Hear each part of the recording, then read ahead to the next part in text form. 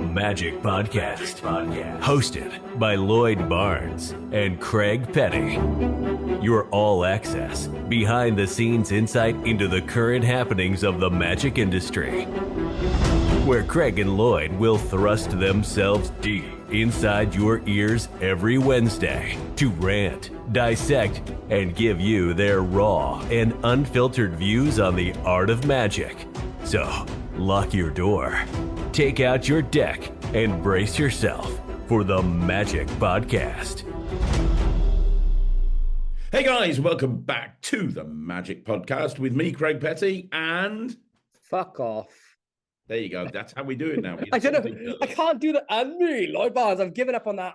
I'm festive. I got my Christmas jumper on. Got my Christmas hat on. Dude, I can't take you seriously when you're telling me I can't take you seriously when you're telling me to fuck off wearing that Santa hat. I just can't do it. Bah humbug. I'm so excited for Christmas, man. Me too. I am in Lincoln in a little house that we've rented for a week. I have no more magic to do. I have no more gigs to do until like the 29th, which is good because I was ready to fucking murder somebody on the last gig. The last gig that we did wasn't even mine. It was the Tower Ballroom in Blackpool. And if you've ever gone into the Tower Ballroom, I have. It's the biggest bitch to load into ever. It's one little like lift from the 1920s. Is this for an illusion show? Yeah, Ryland and Thea's illusion show. So me and Tom were teching their show. I wasn't even performing. And it took 3.5 hours to load in and build all of their shit while they're just sitting there and playing on their Switch. Fuckers. Dude, what is Christmas like with those kids? Because they are so much more, they're so grown up for their age. Do they secretly get up at 3 a.m. to hide your presents under the tree to keep the magic still alive for you? Yeah, they do. Fucking hell, man. I am Ryan's 13 now. I am 100% confident that he knows that the whole thing is bullshit. He's in the next room. He's upstairs. I love that you've come away for a week away off magic, and the first thing you're doing at 8:30 in the fucking morning is a 3 to 4 hour podcast. Absolutely, motherfucker. Yeah, too right. Our people need us. Yeah. We're back, and we're not going to miss a week. Well, let's tell everyone, we're going to cover some new products straight away, and then we're going to dive into listeners' questions for this Christmas special Magic Podcast. Yeah, an answering readers' questions special. That sounds like a fun thing to do for me. Yeah, so you might be getting some Christmas presents from your loved one that are magic trick shaped under your tree this year. We're going to potentially review them and spoil them before you get them. Yeah, that's exactly what we're going to do. That's exactly what we're going to do. No, we're going to be completely honest about it. And, it always used to be traditional, Lloyd, that just before Christmas, no tricks came out. But there's a load of stuff coming out these days. There's that this year, like just a couple of days before Christmas, there is so much stuff that has dropped. Let's get straight into it. I guess you haven't really had a chance to see much. So the first thing that we can talk about, which is the big Penguin download that's just come out before Christmas, is Holy Stick by Michael John. That I've never seen anything like this before. He's the sexiest man in magic. He is. I mean, look at that hair. He's brought curtains back with a boom like right there. If I batted for the other team, there is nothing I wouldn't eat out of that guy's ass. Dude, yeah, he's a good-looking motherfucker. The trick. Got a question. Well, he's got quotes from David Blaine, Stephen Frayne, David Regal, Richard Osterlin, Steve Valentine, Jonathan Friedman. Huh? Well, the thing that's odd to me about it is that, from what I'm pretty certain is the method, it's not his. Really? To release, yeah, like it's. So there's a trick by Vanny Bossy called, oh God, it's like a 20-year-old trick. It's like the perfect pen through, or the true pen through bill. And you push a pencil through a bill and then you heat it up, right? And the method is literally, it kind of is just exactly what it is. Like you push the pencil through a bill and you could just kind of, with dollar bills, you can heat it up. I know quite a lot about that trick because I used to do a trick with a toothpick where you'd push a toothpick through a bill, you'd heat it up, and then you could hand it out immediately with no switches.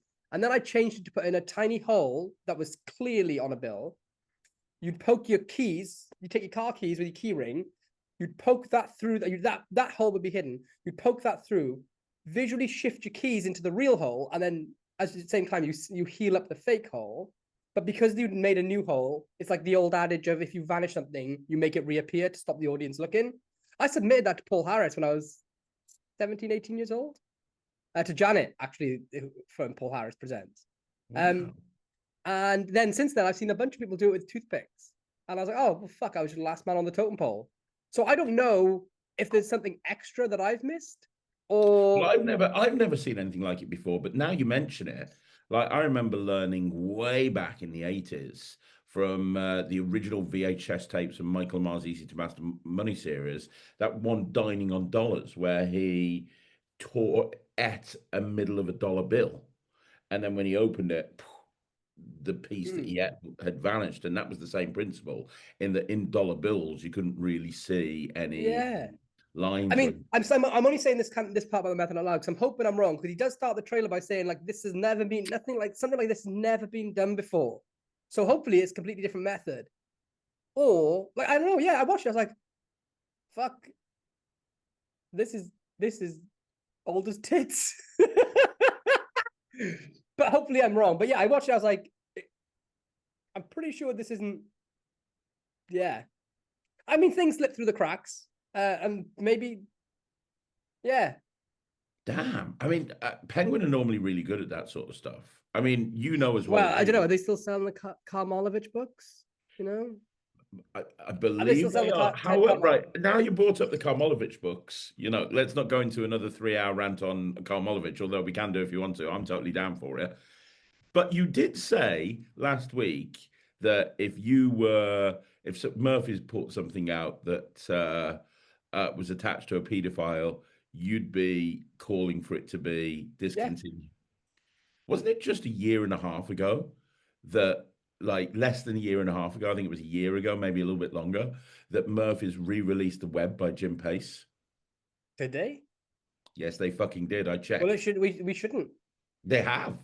It shouldn't Jim be on Pace, there. who's still alive and in prison for kiddie fiddling. Maybe he unfucked the kids. Ted's not fortunate enough to be alive to unfuck those kids.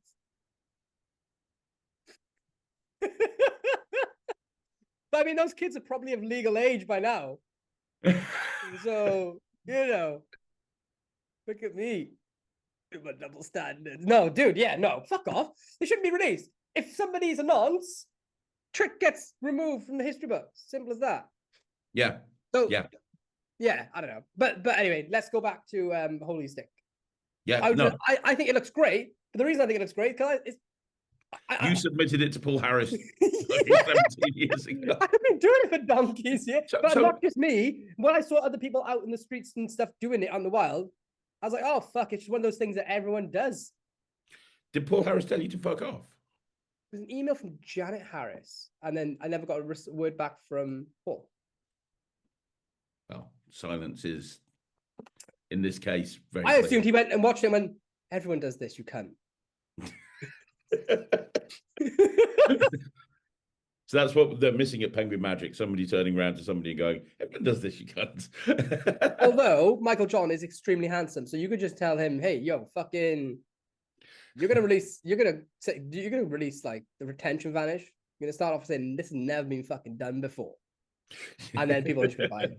Maybe they're just hoping that anybody who's buying it is going to be dazzled by his good looks and just that's it. Kind of hypnotized into, That's why I lost all the weight, Craig. It's just so I thought, like, look, if people don't like my magic, at least they want to suck my dick. Sorry, I feel like doesn't matter how much. Doesn't matter how much weight you lose. You're a Michael John 4 at best. Oh, I know. This is the worst thing. I've lost all that weight, and I was like, oh shit! Turns out I was just fucking ugly. I wasn't fat. I wasn't ugly because I was fat. I was fat and ugly. I was like, well, what a hard way to find out. Did I over 100 fucking 1,000 kilometers of running in a year to find out? Well, look, all I can say is you look good to me. You're a good-looking Welshman. You really are. You know, I was saying compared this to to my mother-in-law the other day. 95% I was of like, Wales. I said this to my mother-in-law the other day. She's like, cut your hair because my hair's all long and scruffy. It's like, because her name's Julie. I was like, Julie, I'm married now. I have given up.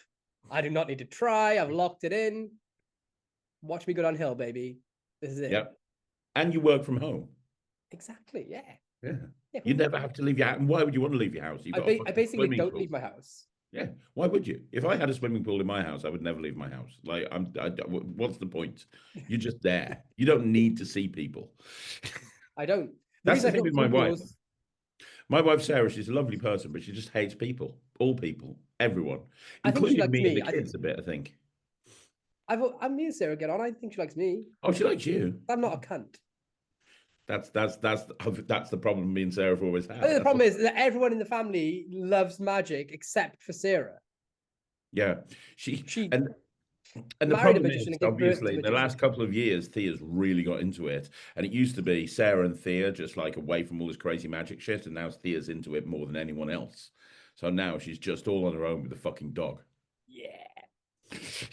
She better get the peanut butter out. Anyway, any more tricks that have been released? Oh, shit tons. Right, okay. So have you heard of Bronze Enigma by Jackie Zhao and JT Magic? I have not.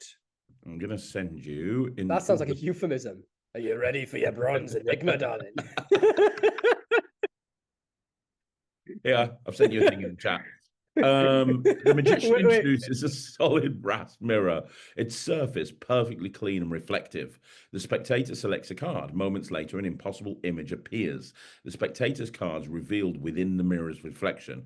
No screens, no printing, just a reflection of what should not exist. Bronze Enigma introduces a completely new visual principle. The card does not appear on the mirror. It appears inside the reflection itself, creating a moment that feels eerie, impossible, and unforgettable. It works in any lighting condition. The moment carries an inherent sense of mystery. The back of the mirror features 12 Chinese zodiac symbols. Built-in cord allows the mirror to be used as a pendulum. Truly original visual revelation, unlike anything audiences have seen before. Fully examinable by the spectators, and the spectator can trigger the appearance themselves. Compact, always ready to perform, ideal for impromptu situations, and cast from brass. This looks fucking insane. I know. Oh, it's my literally God. just quietly dropped into Murphy's and therefore at all magic dealers with no fuss, no nothing. And I'm like, this looks fucking incredible. Just to let people know at home what we're seeing, it's a medallion. One side it's got like writing on it and stuff, but the other side is like mirror smooth. But if you shine a light onto it or you point it at a reflection, in the reflection it has a reveal of a Queen of Hearts. What? But like, oh man, that has got something really special about it. I kind of wish it wasn't. I wish they had more options for reveals. Hopefully they make some more ones, like one that maybe looks like, you know, hand scroll of like a card you can kind of make out. Yeah, because that's like, it's almost like one of those like mysterious like runes you'd hear about in an adventure mystery book, or they find something underground, and when you shine the light on it in the perfect way, it reveals to you that magic. Like that like this thing is like kind of like real magic. It looks great, doesn't it? It looks amazing. And the fact that the spectator can trigger it themselves and it's completely examinable, like this is really smart. JT Magic are very underground. They've brought some really great stuff out over the years, and this is really good. Really fucking good. But they've dropped. Wow. And it's like, and you can't break it. Like there's no moving parts, not electronic. It's only $32. Yeah, it's cheap.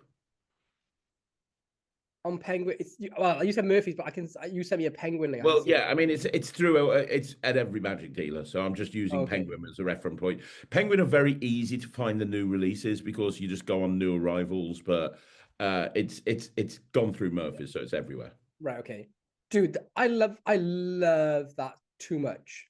It's great, isn't it? There's something proper magic about it. It's a weird piece of metal that has a hidden property that yeah. I really like that. I could see a lot of these coming out as well. I really could. Yeah, it's really cool. Really cool. But I'm going to buy one. I want to show you something else as well, because the same company, JT Magic, dropped 2 releases at the same time. And the other one that they dropped, let me show you this. Have a look at this as well. Boom. So this is their version of Anniversary Waltz. Now listen to this for a minute. It's called Staple Fusion. Think about this for a minute. A spectator lends you a banknote. You then have two cards picked from a deck of cards, and you place the cards back to back, and you sandwich the borrowed note between them and staple all three together with a stapler. So you've got a borrowed bill in between two cards, back to back, stapled together. The spectator pulls the banknote out from the stapled cards completely unharmed. So when they staple the cards, they staple them through the middle, through the banknote, through the cards. So phase one is the spectator pulls the banknote out from the stapled cards completely unharmed. And then for the finale, the stapled cards are placed in the spectator's hands. And with a simple gesture, the two stapled cards fuse into one impossible souvenir, a single card with two different faces, and the original staple still holding it together, like an Anniversary Waltz, but with a staple inside it. Why it's so unique. Fresh approach. Rarely do we see a stapler in Magic. The unique premise immediately feels organic and natural. Layered impact, a clean penetration, and an impossible fusion all in one routine. The fused card with the staple can be given away, creating a lasting memory. And straightforward handling with maximum impact. You get a custom stapler gimmick, a box of staples, 10 ready-to-use sets, easy to refill with standard supplies once used. So there you go. It's like Anniversary Waltz mixed with a penetration. Yeah, it's fucking $60, mine. Yeah, it's not the cheapest trick in the world. I'll give you that. I would have thought that medallion trick would be 60 because I'd pay 60 for that medallion trick, and that would be like, and the other one, and that Anniversary Waltz would be like $30. But it's a nice idea, isn't it? Yeah, it's a really interesting idea. I love. It's one of those ones, and I'm always defending Magic. Like people say, "Oh, that trick doesn't make sense. Why would you do this?" And I say, "Well, we fucking tear up cards and put them back together. That doesn't make sense." But I'm just trying to wrap my head around. If I was to perform it, you take two cards back to back and you sandwich a bill between them, staple all that together. Then you remove the bill. That's Magic on its own. But then the cards are fused. I feel like it's two separate tricks. But then the cards are fused, so you remove the bill through it. I think the premise would be something like, you treat it as a penetration. So you treat it as, look, I've penetrated this through the staples. But then you show the two cards and you say, of course, I don't understand how it worked. People ask me how it works. I don't really know because I don't understand how the bill could even be in between the two cards. Yeah. Oh, yeah. Because the two cards are fused into one. There's no way to put anything inside or outside, even though the staple is through. It's one single card. I think that would be the way that I kind of play it, almost like the fusion is a kicker to the penetration routine. Yes. Yeah. 100%.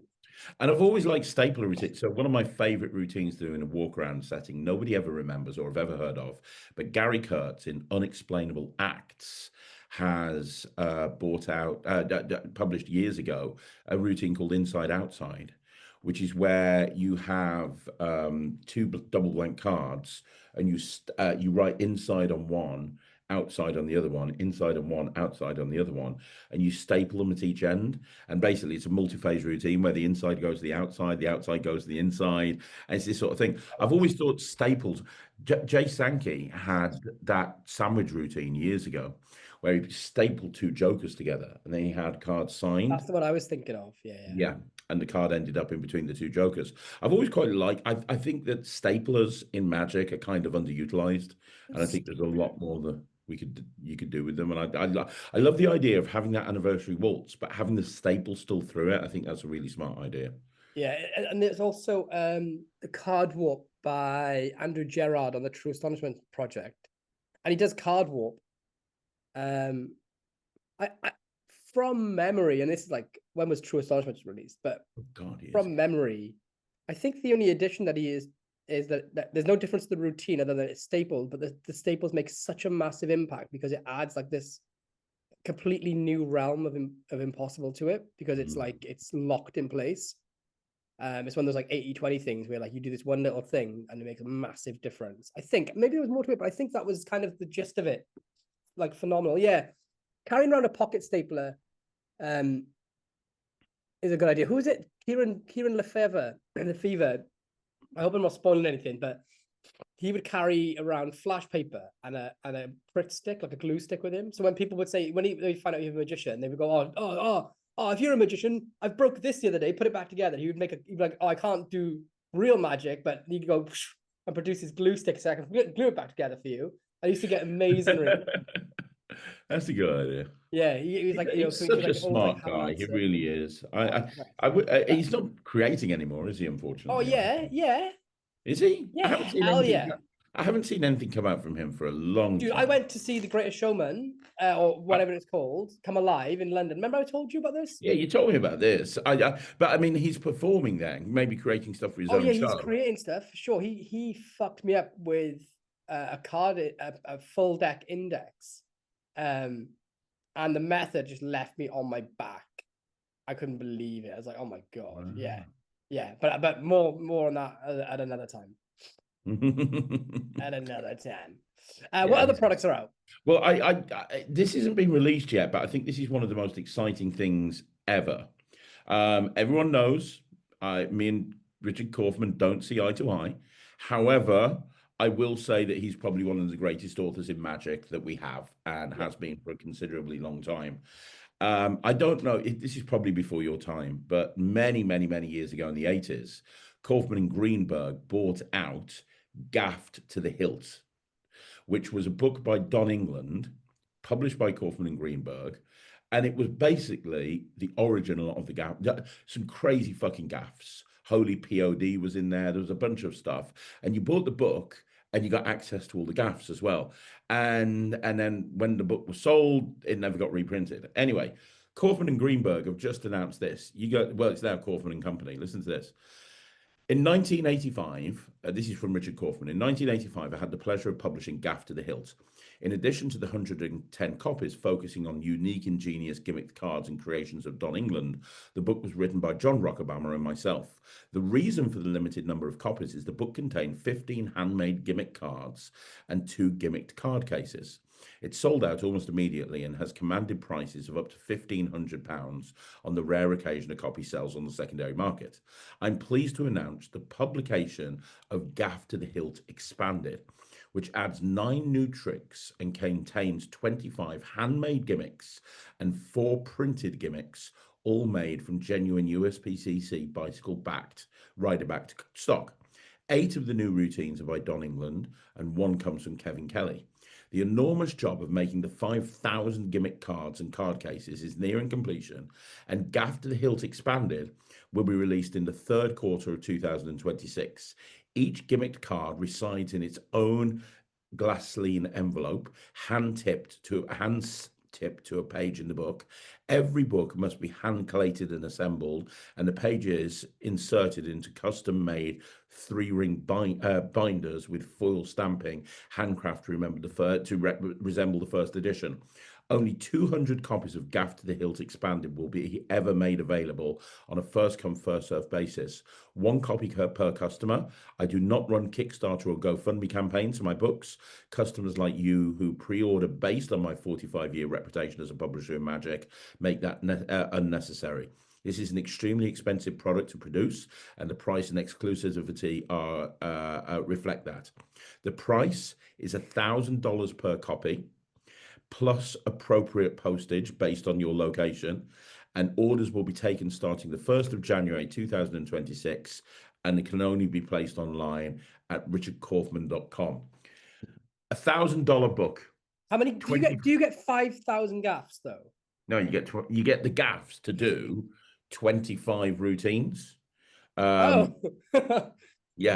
No, you don't get 5,000 gaffs. The gaff. I was thinking for $1,000 for 5,000 gaffs. That's pretty fucking amazing. No, 9 new tricks, 25 handmade gimmicks, and 4 printed bicycle gimmicks, all made from USPC bicycle riderback stock.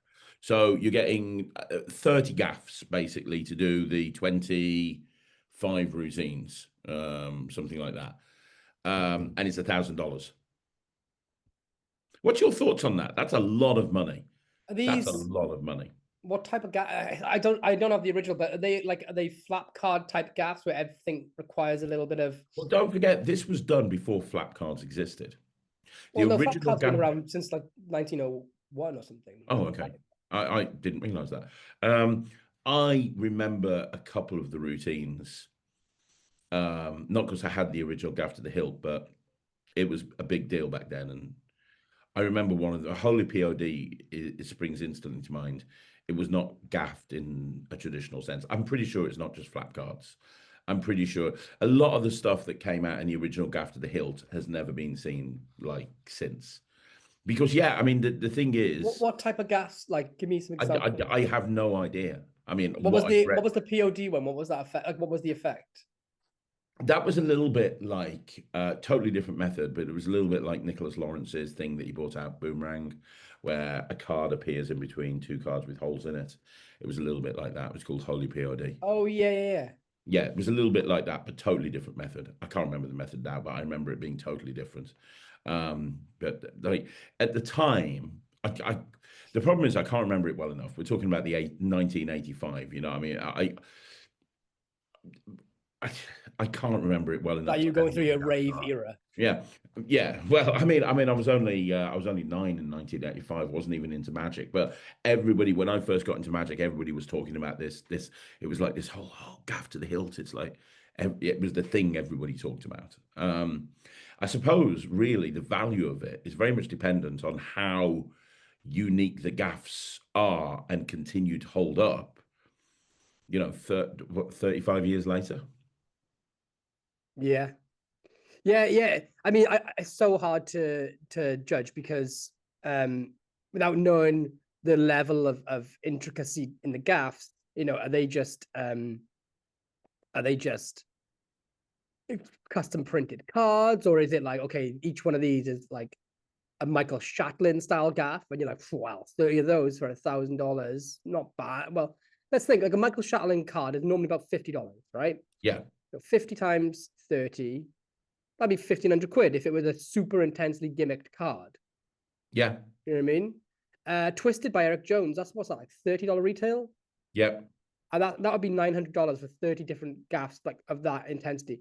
If however the gaffs are like just custom printed cards. Can you imagine if you bought it and you got like a bunch of just rough and smooth cards? Yeah, something like that would be a bit. Oof, that would be a hard one to. But I know he's going to sell it because, you know, the collectors alone will buy those books. I'm actually considering getting them, and I'm trying to talk myself out of it. It's like, why do you need this book with all of these gaps in it? And the other thing is, here we go. Can you? I'm looking. If you can look on the archive. Yeah, you can. Okay, I'm on the Conjuring archive here, and it's got a couple of tricks listed. It's got the whole book listed. So like Don England title, Geiger counter card. This is the first trick in the book. It says forcing Joker gaff a la Sellers for 2 cards. Using step gaff for clean handling for the next trick. Peekaboo color changing deck. It says visual color change of the back. It's not really listing them. Telescopic Alice card visibly shrinks and returns to original size. The trick deck, all backs, one side blank, normal with changing case kicker. One of the descriptions just says visual.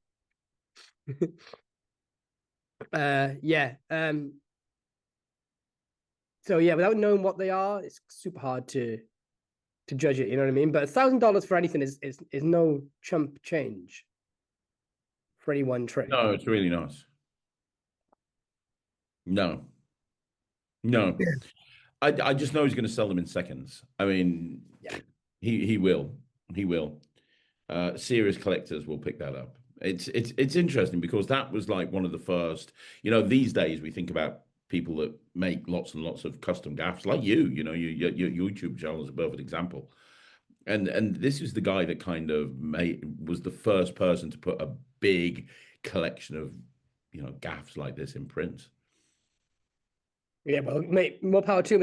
I mean, there is something as well to be said for like supporting original creators too. It's not just about being like, oh, this gaff is just made out of a tiny bit of latex. This is sucks. Yeah. It's also about you know, yeah, like this guy, Don England. I feel like I've met Don England somewhere in New York. Would that ring a bell or not? I don't know. I don't know anything about Yeah, you know, it's sort of paying tribute to their work as well, not just being like trying to evaluate based off the physical cost of goods. Yeah. You know what I mean? Yeah, definitely. And if it's a collector's item too, there's something to be said about that. Yeah, and it's going to be very exclusive. It's going to be very, very exclusive. But I got another couple of routines for you. I've got another thing as well. I haven't actually watched the trailer for this, but I've had a few people message me and say, do I know anything about this? It's one that's just come out through Murphy's. Well, it's not a Murphy's item. It's just come out. All magic shops have it. Have you heard of Pigmento by Jordan Victoria? A lot of people are saying, I don't even understand what the trick is. I don't get it. There's not a full performance. There's not even a performance on the trailer. I haven't watched the trailer, so I don't know if that's the case or not. But I know that the Murphy's Magic social team are pushing this quite heavily. I've seen a lot of posts about this. Yeah, I'm in the same boat as you. I've watched the trailer, didn't see what the trick was, so I don't know. What is it? This is the second week running where there's been a trick. Because the first one was the Murphy's thing, which was called Final Destination, and the trick wasn't in the trailer. Yep. And now this, where the trick isn't in the trailer. I mean, surely, like, it's fucking obvious that if you're marketing a trick, you need people to know what the fucking trick is when they watch the trailer. But you look at the ad copy, and it doesn't really help. It says Pigmento is a new approach to modern mentalism, a system designed to offer free, direct, and ultra-accessible experience without sacrificing impact. This is not another prediction effect. It's a way to transform any named word and any named color into a revelation that's already waiting in your pocket or wallet, written on your own business card. It doesn't matter if the person names a first name, an object, an animal, a place. It doesn't matter what color they name. It's going to deliver a perfect, coherent moment, impossible to backtrack and deeply personal. An experience designed for all magicians and mentalists. It can be used by anyone, no matter their level, no difficult sleights, no complex tools. You focus on the experience, they remember the moment. It works in close-up and parlor. It allows you to involve 1, 2, or 3 people at the same time. Stop! I'm just bored. I love Jordan Victoria. He's a legend of a person, but I don't know anything about it.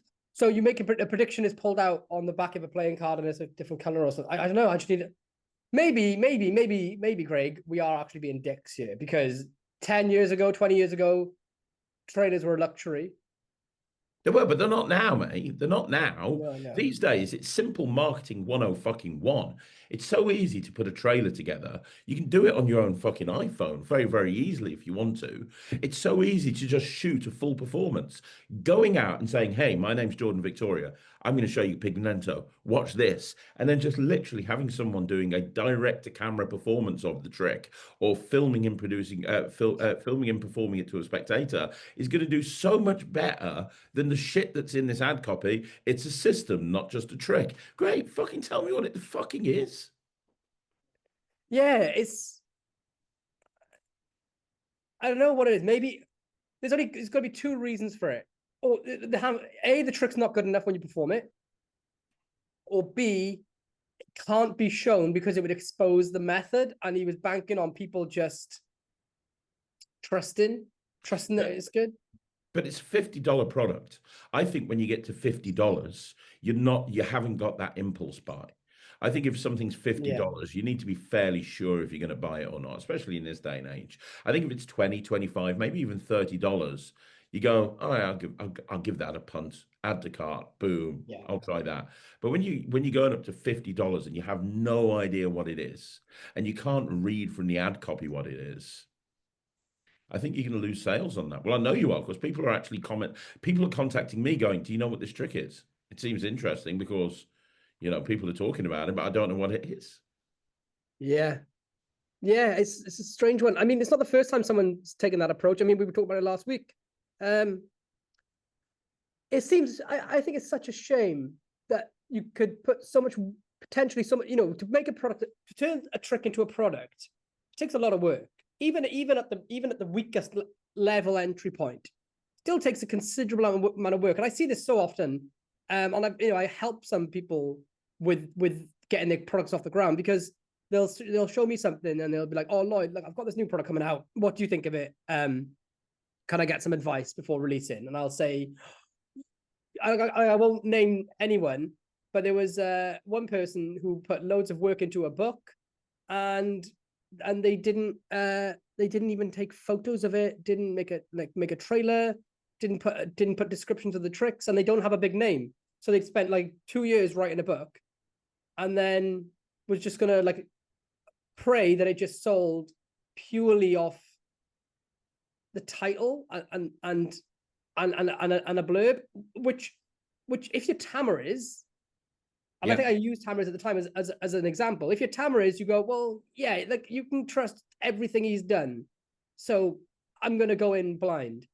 But to put so much work and effort in, and then a lot of people, when it's like their life's work for a book, or sometimes trick is a small lifetime's amount of work, and then to just fuck up the basics at the last point, like the absolute basics. And I think the Jordan thing, he's got a trailer, right? So he's made a trailer. He's spent time making a trailer and hasn't put the trick in. It's just, yeah, what it does is that it makes you have no faith in the product. Then you think, well, if as much as I like you, whatever, if you can't show the trick and you put all this effort in, but you're hiding something, I don't trust it inherently.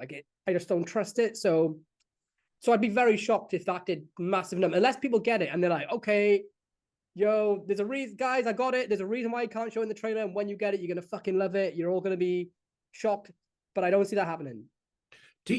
I don't know the answer to this, and you might not either, because obviously you work in the studio department of Murphy's, which is the bit where you create your own magic and you help other artists create their own magic. But obviously at Murphy's, in the other section that you don't work in, you have purchasers, people who are buying tricks from an artist or a production company and saying, yeah, we'll buy X amount, and then they get sent to every magic shop in the world.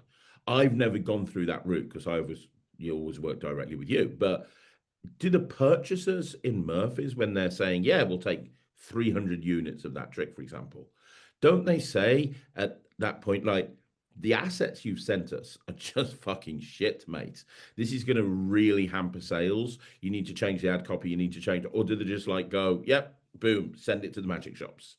Like, because it'd be great if somebody with experience at that point, when, a trick is being offered to Murphy's, that somebody goes, yeah, we'll have this many units, but we advise you to do this if you want to do good numbers. It's a tricky one, because I think it's a case-by-case basis. For example, I know Jordan Victoria's got a lot of products out, and I think his last few releases did pretty well. So sometimes they'll look at something and go, well, based off his history, people buy his stuff. He's come to us. This looks really well put together. The trailer is well shot. It's a well-packaged product.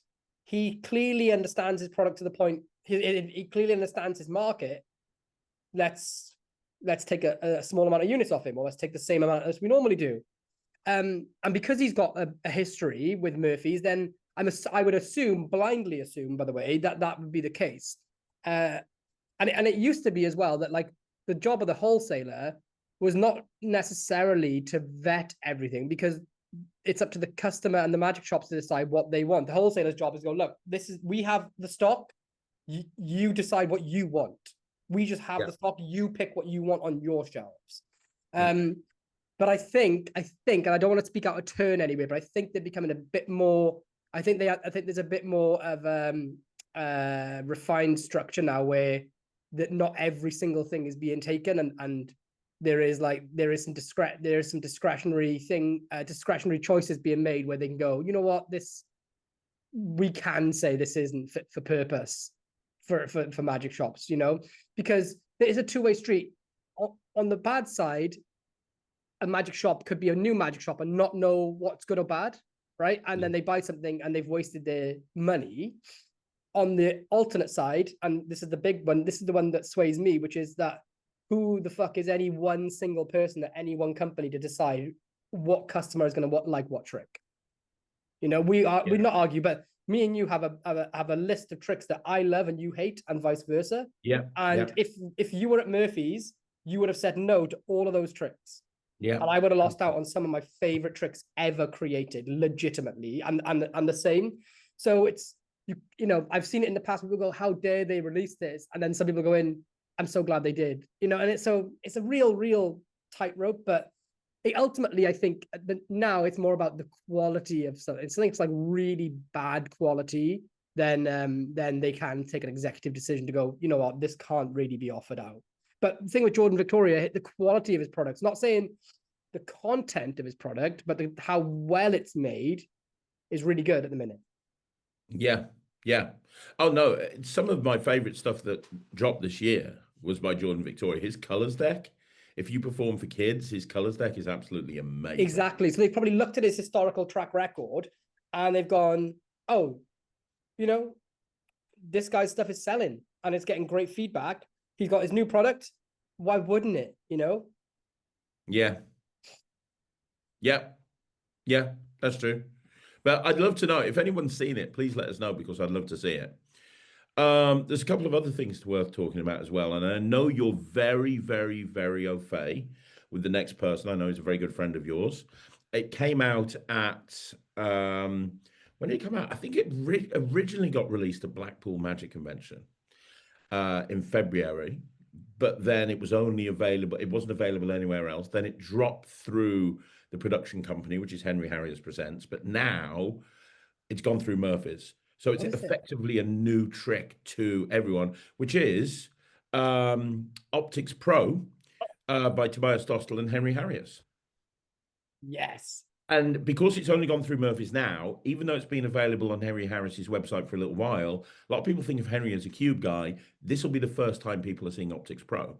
And they're probably wondering, and I know that a stupid cunt. Tobias first messaged me about this trick, right? And he sent me a video message in Facebook. And he's like, yo, look at my new trick. And for anyone that hasn't seen Optics Pro, you borrow the spectator's phone and you say, can I use your mobile phone to record a video of you? So if it's your phone, you can delete the footage. So there's no, you know, issues there. So I'm going to do that. You hold on to my phone and you film me on my phone. So they do, right? So you swap phones and one's recording the other. Say, watch this trick. I want you to look back and see the look on your face with your phone. 3, 2, 1. Their phone vanishes from your hands in a flash. Bang, gone, like clean as a whistle.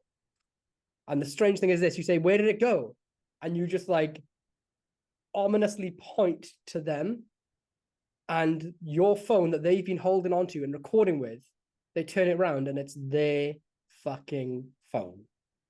It's and they've got a video of this moment to remember. And they have the video on their phone of you vanishing their phone and then turning around and seeing theirs.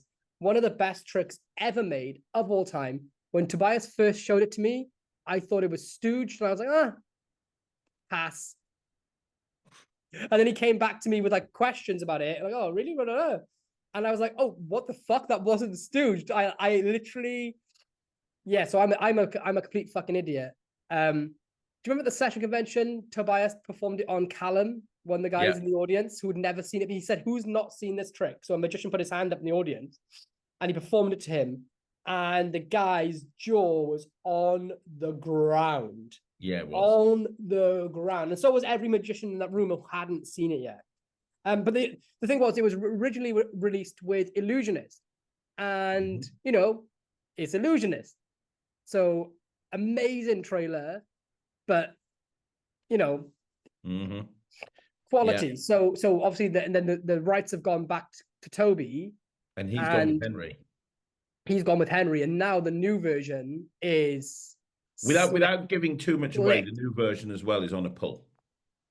Oh, yeah, magicians know that. The new version is on a pull, which makes it a bit more practical in a sense, in that you can reliably... And you end a lot cleaner than the original. But it's even less work than there originally was. Yeah. But it's so much better made as well now, because it's through Henry Harriers. Yeah. So, oh man, it's one of those tricks that if someone gets it and does it, it's kind of like a no going back trick. Yeah. And you talk about social media, you talk about like leaving them with a lasting impression. I'm telling you, that video on their phone of their phone vanishing and then them that video, they will show that to fucking everyone. That is so much better as a souvenir than a folded up card with like fucking someone's signature on that will be thrown away within 0.2 seconds. It's so much better than a bent fork. It is incredible. They have this permanent video that they will not delete because it literally freezes that incredible, impossible moment of time. Do you know, it's one of those tricks. It's very, very rare where you see a piece of magic genuinely like shatter someone's like understanding of reality, because they honestly, there's a moment in time where everything in their mind is set in stone. They are looking at you, you're looking at the magician and he's holding their phone. That's what they're looking at, and they're recording it with the magician's phone. That for them is true. Half a second later, their phone has vanished. They're now holding their phone again. And it's like one of those, like, you see the moment of like their fucking heart palpitating as they can't quite grasp what's happened. It's one of the best pieces of magic, modern magic, that I've ever seen. Yeah. It's not a card trick. It's not a coin trick. It's something completely unique. It's just, oh, it's fucking astounding. It's absolutely fucking astounding. It really is. It really, really is. Yeah, it should be a required purchase for anyone that's for anyone that's performing close up or stage. I've seen. I don't think it should be. I think it should be one of those tricks that not everyone's allowed to do, because there's some bad fucking magicians out there, you know? Yeah, there really are. There really are. It's not often I think a trick shouldn't be in the hands of the masses. There's only a handful of them. That's going to be the trick he's known for the rest of his life. Doesn't matter how much cool shit he comes up with, and he comes up with some incredible magic. Everyone has that one thing, and it's very difficult to get something else. No matter how much I release, the thing that people come back to me again over and over again is chop. Yeah. Oh yeah, dude, I made Kaylee cry with that trick. Yeah, that's the one that people come back to me about over and over again.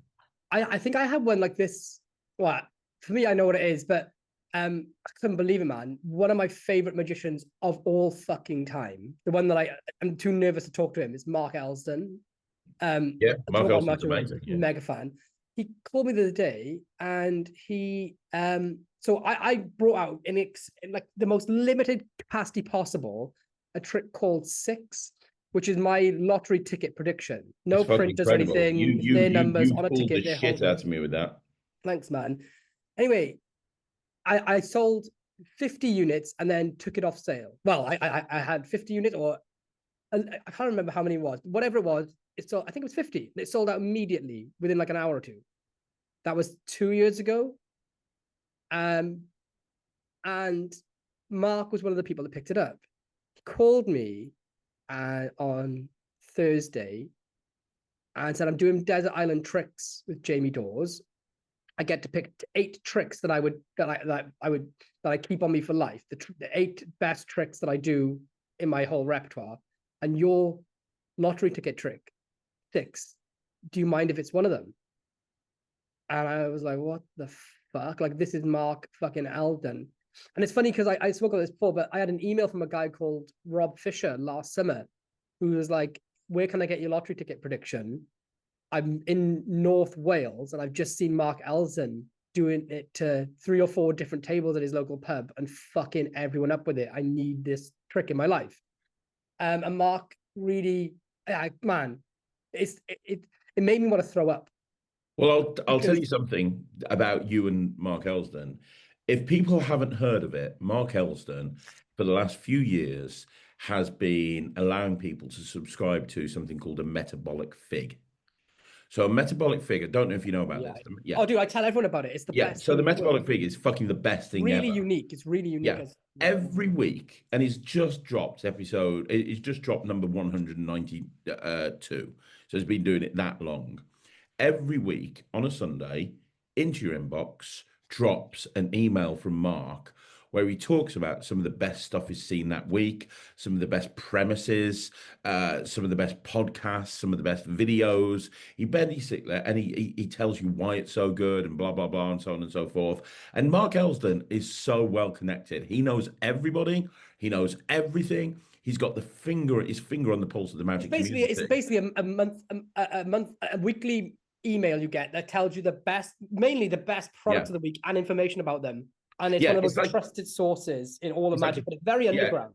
It's very underground. It's like a cheat code to, getting the best shit. And you can contact Mark directly and subscribe. It's not very a well-known thing. But have you seen the latest one that dropped on Sunday? I actually haven't. Seen it. So here, let me just read the first thing. Number 1, Lloyd Barnes, Doxparia. One of my favorite tricks of all time is Lloyd 6. His stunning lottery effect. Unfortunately, the booklet teaching it sold out as soon as it was released, so it's been impossible to learn until now. Lloyd is lecturing at the Session Convention next month, and ahead of that has written a new book which teaches 10 killer tricks, including 6. If you follow his YouTube channel and subscribe to his Patreon like I do, then you already know the caliber of his thinking material, and purchasing this book will be a no-brainer. If not, spend a few minutes browsing here to catch up, and then he links your YouTube channel. Lloyd's lecture is going to be the highlight of the session for me, and I'm sure that Doxparia will sell out within seconds. So grab a copy now while you can, and if you're going to the session, I can't wait for you to see the material. Every single trick is a fooler. You have been warned. And then gives a link to the book and to the lecture pack, and gives a link to your YouTube channel, and basically says that you're the reason he's going to the Session Convention. Jesus fucking Christ. I feel sick. I feel fucking sick. He's a god to me. He's literally, I've said it since these podcasts started. Mark Ellison's one of my top tier gods. Yeah. You're like throwing up. I'm so nervous. The book is called Doxparia. It's on. Sorry, I was pronouncing it wrong. It's all right. It's a long-winded story, but essentially, Pete Turner said that, because I wanted to give everything away in my lecture for free. Pete Turner said, people are coming to your lecture and they want something. This is for the Blackpool one. He's like, so to make something for the memorabilia. Because I was like, I'm fed up of selling stuff. Like, I just want to give back. Hence the YouTube channel. I just try and give as much away as I can, teach as much magic as I can. And then for this new lecture, for the session, I done the same thing. I made lecture notes, but it turned into a fucking 132-page book. So it's my lecture notes, but it's 10 tricks. The last trick is the lottery ticket trick, which is the first time it's available since it's sold out. So what I've done, I know some people can't make it to the lecture, so it's on my website. So you go to lloyd.tv, LLOYD.tv. You can either buy just the book or the lecture pack, which is the book plus gimmicks and stuff that you need for some of the routines in there, some extra special things. But yeah, so but man,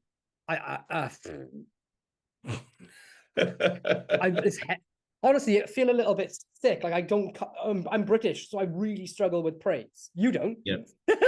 I really struggle with it. The difference between you and me is I know I'm fucking awesome. Nobody's better than me in a million years, and all the praise should come my way. I don't get enough praise. I am the fucking messiah of this community. You kind of are, though. My problem is, right, a lot of my magic, like the 6th trick, it's a little bit bold in a sense, right? I remember you twatting the shit out of me with that at the Blackpool Magic Convention, just destroying me in McDonald's. There's a certain type of magician that couldn't perform it, like beginner magicians or people that are really bad at performing. And don't get me wrong, I'm really bad at performing. And there's the method is a bit bold. So every time I do it, and I've never been caught out or anything, but every time I do it, I kind of feel like, oh, I'm getting away with it. And it's part of the buzz from doing the trick. So when someone else comes up and gives it praise, or when someone else is like performing it, I just feel like I feel like it's imposter syndrome. I feel like, I don't know, it's one of those things. It's kind of like the cross-cut force in a sense, where when you perform the cross-cut force at probably for you like a professional gig, and if you sit down and think about it, you're like, fucking hell, I shouldn't really be doing the cross-cut force at a pro gig because it's too, I don't know what the word is, like it's not basic, but it's ballsy. And then I don't know, it's one of those things. I just feel massive amounts of imposter syndrome. I feel really and yeah, oh man. But well, anyway, so I have 100 Doxparia books, or I had 100. I don't know. Katie's keeping stock. They're pretty much gone. So I don't know. Hopefully she'll Lloyd.tv. Don't wait till the session. Get them down below. Anyway, right, let's go on to next. More shite. More shite. I don't think there's a great deal more out. Let me just check my sources here. There's something called the Dual Pad. Have you heard of that by Satko? No. Well, I kind of briefly seen it. I haven't watched the trade. Is this another notepad? Yeah, no electronics, nothing complicated, just a post-it pad. This is a new everyday carry that lets you perform mentalism miracles anytime. Spectators can write anything they want on the pad. They keep the paper, yet you can reveal exactly what they're thinking of. This is straightforward mentalism. They think, you reveal effortlessly. It can be used for mind reading or as a powerful pre-show tool. The pad is fully examinable, designed to be used as a daily prop that you can carry in your pocket or as part of your professional working set. You receive 3 custom-made post-it notepads, allowing for about 100 performances. It includes a 4K in-depth explanation with multiple camera angles, covering all aspects of the product. Welcome to the Dual Pad by Victor Satko. It's so hard to judge because there's so many post-it note things out there. Yeah. What's the price on it? It is only $40. Mm-hmm. It's so hard to judge without knowing the method because it is. Monster Magic reviewed it on this. By the way, big shout out to Monster Magic. Those guys are amazing. I got my order so quickly from them. Yeah, Monster Magic are awesome, and his review show has become one of my favorite review shows in the world. So you know that he reviewed it and he said it was really good. He gave it a good review. Obviously, Alex gets everything in immediately. My favorite post-it note thing that I've seen, and again, I don't even know if it's a derivative or if it's a knockoff or whatever, because there's so fucking many of them. But is it Iarval? Yeah, the worst company name in the world. Jake Keane got an Iarval post-it note pad where it's electronic. I think it was like 150 quid or something. And it's like magic. It is like real magic. You have it literally auto connects to your phone. The battery lasts forever. You have a post-it note pad. They write something on it, and you can just see it on your phone. And it has all these cool features where they can write over it again, and it'll create a new image on your phone. It's literally like if I was going to do a post-it note stuff, you can't really get any cleaner than that. You hand them a post-it note pad. You say write a word, rip it off, fold it up. Don't let me see it, and you know it. I don't know. It was like real magic. That's awesome, isn't it? I want to mention something else as well. How well do you know Yves Demergue? A little bit. I'm a massive fan of his work. I interviewed him on the channel recently. I've just reviewed last week his new Synaptic, which is brilliant. Oh, this fucked me up at Blackpool beyond belief, man. This destroyed me. It's absolutely incredible. It is now permanently in my pocket. I have been just doing the one routine. Is it the credit card number routine? No, I haven't even done that one yet. So the 3 routines that I've been messing around with is, first of all, the one where you have someone give you their date of birth and immediately you tell them what day they were born on, and then you tell them immediately how many days there's been in between the date they were born and the day you were at that time. Like immediately. And I've been fucking people up with that. And then Connect 4. You can have an imaginary game of Connect 4. And Ryland likes to think of himself as a bit of a Connect 4 champion. So I had a Connect 4 board set up and I said, look, I'm going to turn around and you play Connect 4 with me. You just have to tell me where you're dropping your pieces. I'll tell you where to drop mine and I will kick your ass. And that's what happens. You can literally play Connect 4 without looking, and Synaptic will make sure that you win every single time, which is incredible. And that messed his little head up, little twat. And then Pi. You can literally have somebody Google Pi. There's been lots of Pi revelations. You know, David Penn bought out a Pi revelation, as we know. Before that, Victor Haddam bought out a Pi revelation. But it is all based around fake books of Pi that are not real Pi. The spectator can go on their phone. They can look up Pi. And they can give you a couple of digits from anywhere that you want, and you can just tell them immediately, as long as you want to, what the next bunch of digits are. So the trick that he showed to me was fucking amazing, man. The credit card thing is sick, yeah. Yeah, so you basically say to someone, take out your credit card and hide it from me. I mean, I could turn my back, right? Go into a toilet stall. Yep. George Michael. And read out every digit off your credit card except for one. Okay? And whatever that one is, when you get to it, say like X or bananas instead. So you go, okay, right. 4, 2, 2, 2, 3, 9, 7, bananas, 8, 6, 5, 2, 1, 3, blah, blah, blah, blah, blah. And then he says, okay, the number you didn't read out is 5. And you're just like, what the fuck? How the fuck? What the fuck? And it works every single time. It's incredible. The only downside to that trick is that you gotta be okay with someone reading out their credit card info. Yeah. You know, but all the other tricks are just as fucking insane. Like so Eve sent 2 of them to me.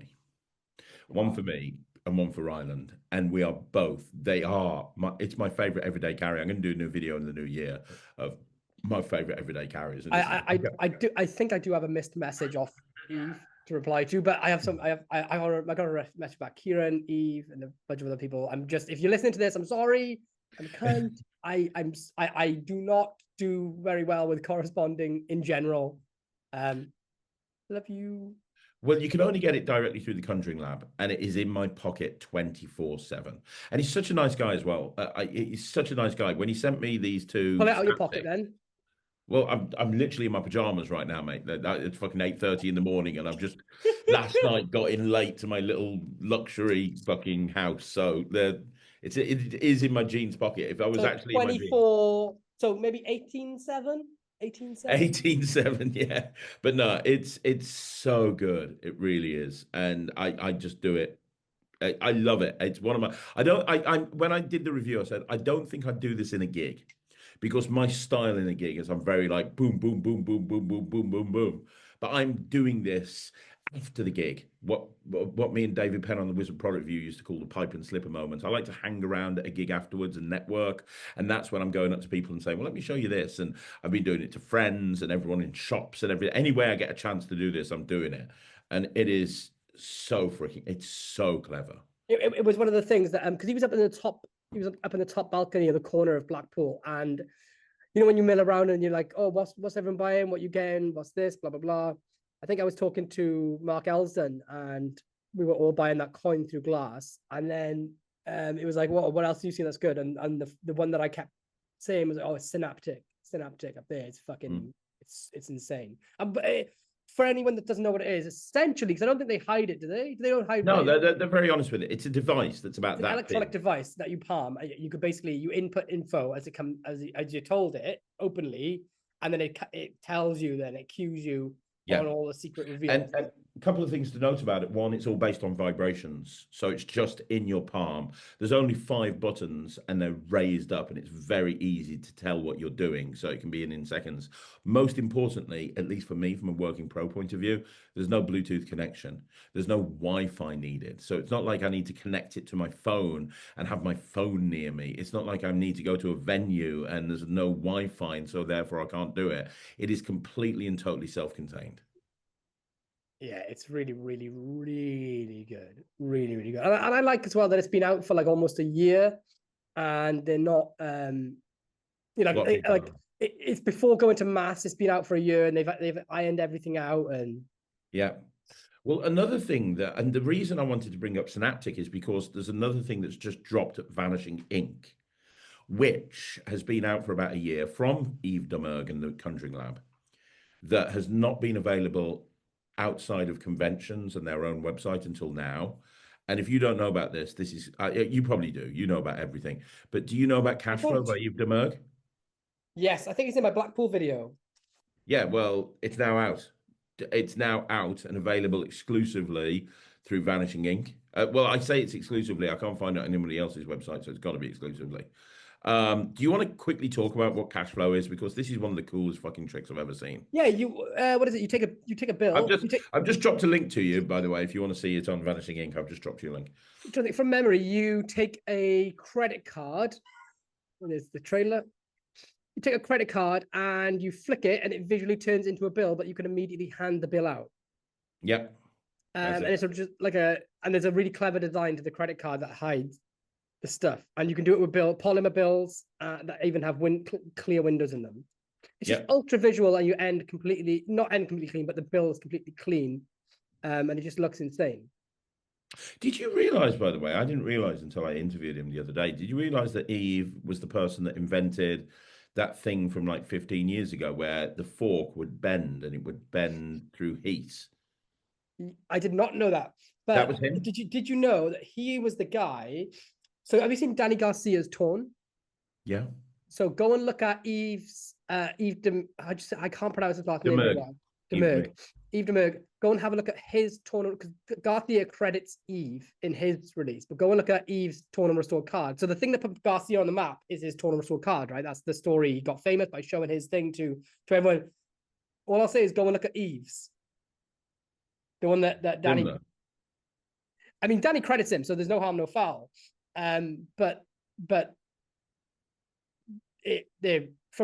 they're very, very, very, very, very, very, very, very, very, very, very similar. There's only like one or two differences, I think. Wow. I was shocked. I was shocked when I first saw Eve. I was like, oh, he's ripped off Garcia. What the fuck? And then I was like, oh shit, this thing came out like fucking 5 years before. Yeah, he's been quietly bossing this community for years. Do you remember that trick that came out that everybody was doing on social media a few years ago? It was just around about the pandemic, where you get like a £20 note and you showed it both sides and you split it into two tens at the fingertips. It was called Split. Yeah. That's Eve as well. He's a genius. He's literally a genius. Pull up screen share. Open up a new tab and pull up screen share. I want to see Eve's tournament or card, because I don't want to say anything out of turn. Well, you can share if let me let it so you can share. Here you go. Hang on. Have you ever done Garcia's torn? Because I used to do it loads. No, I did Cameron Francis's version of it. Boom. Right, you're a co-host now, so you can share your screen. Just make sure you share. Okay, let me see if I can find ripped and restored. Okay. I've got young ears in this video, that's right. So if I press share. Yeah, so what you want to do is you want to press share and then click on the screen that you want to share, but make sure on the right-hand side under share options, you click share sound and customize for video sharing. Okay, share sound, optimize for video sharing. Okay. And then click share at the bottom or click OK or something. Should be a... And then I'll do... Boom, Lloyd Barnes and Sharty screen sharing. I see. Yeah, I've lost your audio here, so we're good. I've lost your audio. No, I'm here. You muted? No, I'm here. Hello. Okay, I don't know. Can you see this? Okay, I'll play it. Can you hear it? Okay, Chris, I'm going to tier your card in, I think, some pieces. This is 2 pieces. And 2 times 2 equal 4 pieces. Graduate in math. Okay, let's take rid of 2 pieces and put it in my pocket. And just look at this. Your signature, alphabet signature, yes, that's true. If you put these 2 pieces together and wait long enough, maybe 10 hours, let's take a new one. See your signature. Right now.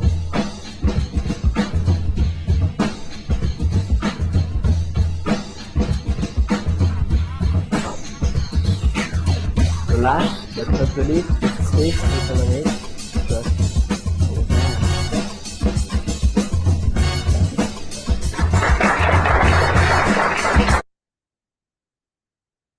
Wow.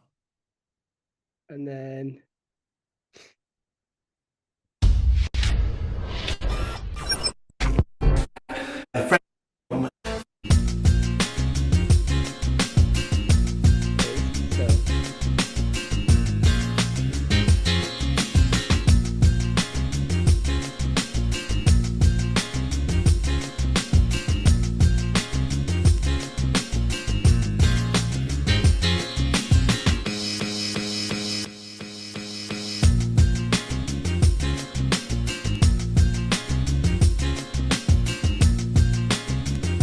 This piece goes in front instead of behind on Garcia's version.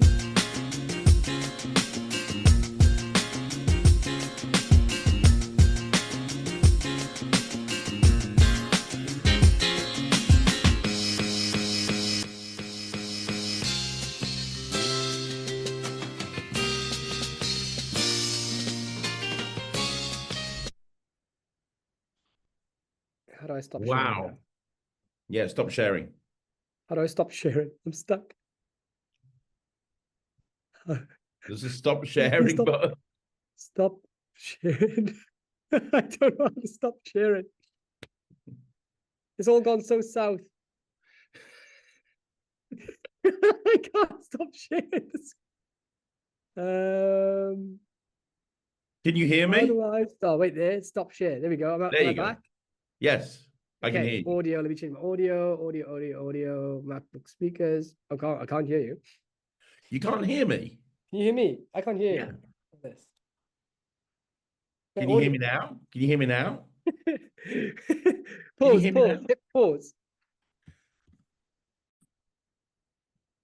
Well, we just had a technical error because Lloyd is a dumb fuck and I don't know what can't happened to my fucking computer. share Yeah, on Zoom. yeah. So when I saw those two, for everyone that's listening to the podcast on the drive, we just played two performances back to back of two Tornado Store cars, one by Yves Demergue and one by Garcia.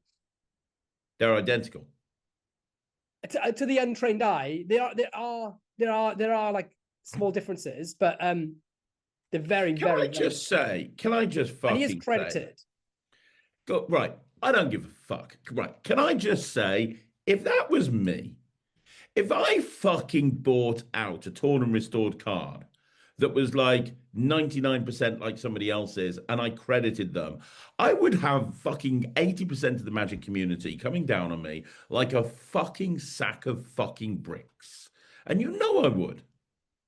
Yeah, but he also... Tell me I wouldn't be. You know I would. But he may have permission too. So I don't want to throw the cat amongst the pigeons on this. Okay. I just can't imagine. I don't know. He might have permission. I don't know. You know when I interviewed Yves, one thing that was discussed was how he gets ripped off all of the time, and I think the conversation was with the motherboard more than anything else. Right.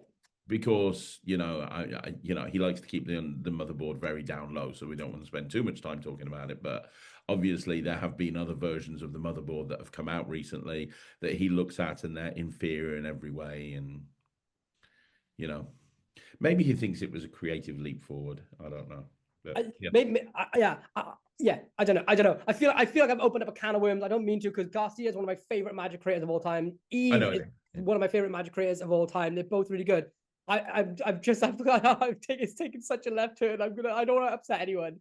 I just couldn't. I just, when I first saw Yves, the story was I just thought he'd ripped off Garcia, and then I realized that his was the first, and then Garcia does credit him in his. But they're very, very, they're insanely similar, like insanely similar. Yeah, they really are.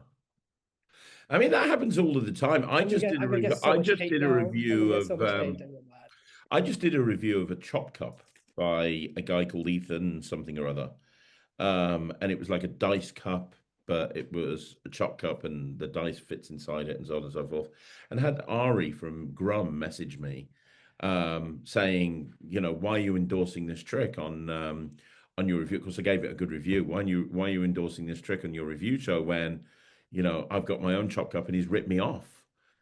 And I was like, I mean, admittedly, he caught me at the wrong time, because he caught me after a run of about 25 days of solid gigs. I was tired as fuck. And I turned around to him and I said, I wish I could fight everybody's fights.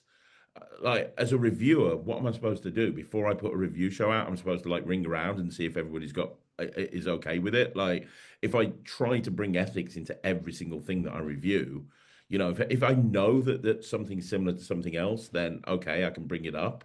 But a lot of the time, something's going to come in for a review. I'm already spending enough time learning it, and so I can perform it, and so on and so forth. If I then have to do research into whether it's I think the issue was Ari should have been like, hey, just to give you a heads up. Obviously, you didn't know, but this guy has ripped me off. That's a different story. Like, hey, could you update and redaction? If he'd come, I don't know what the conversation was like. But if he came to you like, hey, why are you supporting this?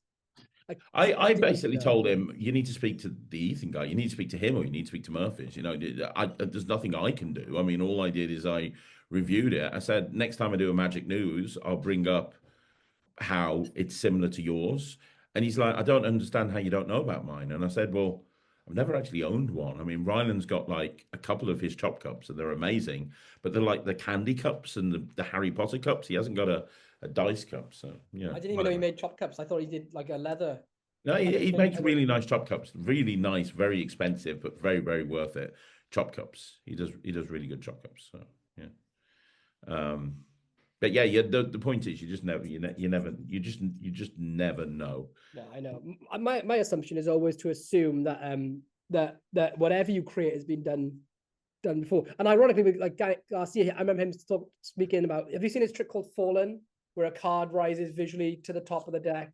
Yep. And it's like the most like random visual method ever. And I'm sure he says somewhere like, you know, he did his best research ever, couldn't find anything about it, released it, and then someone come to him and was like, "Oh, this is in like a 200-year-old Japanese magic book." And you know what? That's always the so when I was at FISM, I was hanging out with Danny Garcia a little bit, and he showed me a trick, and it was a hole. It was a hole, a pen through a Sharpie through hole. He drew a hole on $1, and he put a pen through it. Whoa. And it turned into a real hole and pulled it back out again. And he's like, yeah, I've been working on that. I think it's ready to, release and stuff. I was like, that's cool. It's in coal. He's like, it's what? I was like, it's in coal. It was released by a French company about 10 years ago. I do it all the time. And I showed him the video of me doing it as a gig and me reviewing it. And he's like, I've asked so many people about this trick. I was like, yeah, it was not a cheap trick. It was like $400. I never got a neon sign. Oh shit. The Magic Podcast, motherfuckers. That kind of summarizes the whole show. The shit show. Yeah. No, Inkhole. But you go and fix your sign. I'll tell people about Inkhole. So yeah, there's this trick called Inkhole. I reviewed it on Magic TV. It's a great fucking trick. I use it in gigs actually quite a lot. And it's that exact same thing. And when Danny showed me his gimmick, I was like, there's differences, but it's 99% the same thing. And Danny was like, oh, thanks for telling me. I didn't know. And that's the thing. You can be as well-read as anybody. You can be the most well-read person in the world, and you can be surrounded by friends and, that are very knowledgeable and still. But it literally, it happens. Like no matter what you do. I will say, I will say in Danny's defense though, like he totally credits Eve in his tutorial. So yeah, it's not like he's trying to bury the lead on it. No, not at all. No, it's crazy. It's crazy. You never know. Like, for example, I mean, I don't want to bring up red because I think enough has been said about fucking red. I don't need to say anything else. But when I was bringing out red, one of the people I showed red to was Andy Gladwin. And he'd never seen it before. Yeah. You just never know. You just never know. It's a minefield. You can't know everything. Unfortunately, we used to be able to know everything, and then Max Maven died. So unfortunately, now we're stuck. Yeah, no Max Maven, no. We have to do our own research now. Now you can't just send an email to Max going, "Have you seen this before?" And you get a detailed fucking 10 paragraphs of everything that's come before it. Right. That being said, we have a lot of listeners' questions. I don't know how we're going to get we've done the products. Can I start off with one of mine and then we'll move on to one of yours and we'll keep going back and forth? Yeah. Yeah. Sorry, I was just so someone. We asked for readers' questions and we got an absolute metric ton of them. So we're gonna and we promised when we put it on social media, every single question we will answer. We're not going to hide away from any questions. So that is exactly what we are doing. The first one is an audio question. Lloyd, I've shared my audio file, so this should work. So I've shared my computer audio. So if I'm half intelligent, then this should work. So the first question is from Stuart Etheridge. Yes, legend. The pilot magician. So I haven't listened to any of these. I don't know what he's asking. I'm going to play it. Can you just give me a thumbs up and let me know you can hear it, and I'll play the thing. Hi, Craig. Hi, Lloyd. This is Stuart, the pilot magician. Well, pilot's true enough. Magician's a bit of a stretch, but we'll leave it at that. Just wanted to drop you a quick question for the podcast. And I know you'd like this to be something edgy and controversial, but come on, guys. It's Christmas. Goodwill to all men and all that. Nah, I'm just joking. That would be boring, wouldn't it? So I think you're probably both old enough to remember Room 101. The principle is anything that you put into Room 101 is banished from existence, or in fact never existed. So here's a final grenade just to really fuck the end of the year up for everybody. Room 101 then. So you can banish there one creator, one social media magic personality, and one production company. Who you're going to banish and why you're banishing them. Merry Christmas, guys. Remember, don't fuck kids. And Lloyd, if you're going to fuck sheep, do it with love and compassion. And yeah, Merry Christmas. Oh, and Lloyd, stop being a fucking pussy and come flying. Take it easy, guys. Oh, and a quick PS. I'm going to start a GoFundMe for lawyers for you two. You're probably going to need them if you carry on like the last episode. Merry Christmas. We haven't even got to David Copperfield this episode yet. That motherfucker's in the Epstein files. You mean David Copperfield? Yeah, we'll get to him at some point. Shit. Oh, Stuart, first of all, I'm not fucking flying. I'm not going to be flying with you. Stuart sent a video of him sitting on his airplane because he has airplanes and was like, come flying with me. You won't die. Statistically, I might die. So I'm less likely to die in a plane crash. They say statistically, you're more likely to die on your way to the airport than you are on the flight. I say statistically, I'm more likely to survive a plane crash if I'm not on a fucking plane and I'm sat on my sofa like a cunt. What's hilarious about this is you spent probably a decade of your life traveling around the world on planes. Imagine you stood in front of a marksman, right? A team of marksmen. And they all fire bullets at you. And they fire 6 bullets each. And none of them hit you. You go, thank the fucking Lord I didn't get hit by that bullet. Would you then go, right, let's go for round 2? Go, no, somehow I didn't get killed. So I'm not going to go for round 2. I'm fucking fine, actually. That's what it is. Somehow I've traveled the globe a disgusting amount of times. And I didn't die. And now I have a family to look after. Anyway, right. So, but I do love you, Stuart. So I might take up on that offer just for the content. Fuck, I don't know. I keep saying it. I'm a pussy. I'm a massive pussy. That would involve you leaving Wales, leaving your house. It's not going to happen. Room 101. One magic creator, one magic influencer, did he say? And one magic social media person. Yeah. All right. And one production company. Go. Okay, we'll take them one each. So we'll do creator first of all. So I'll go first.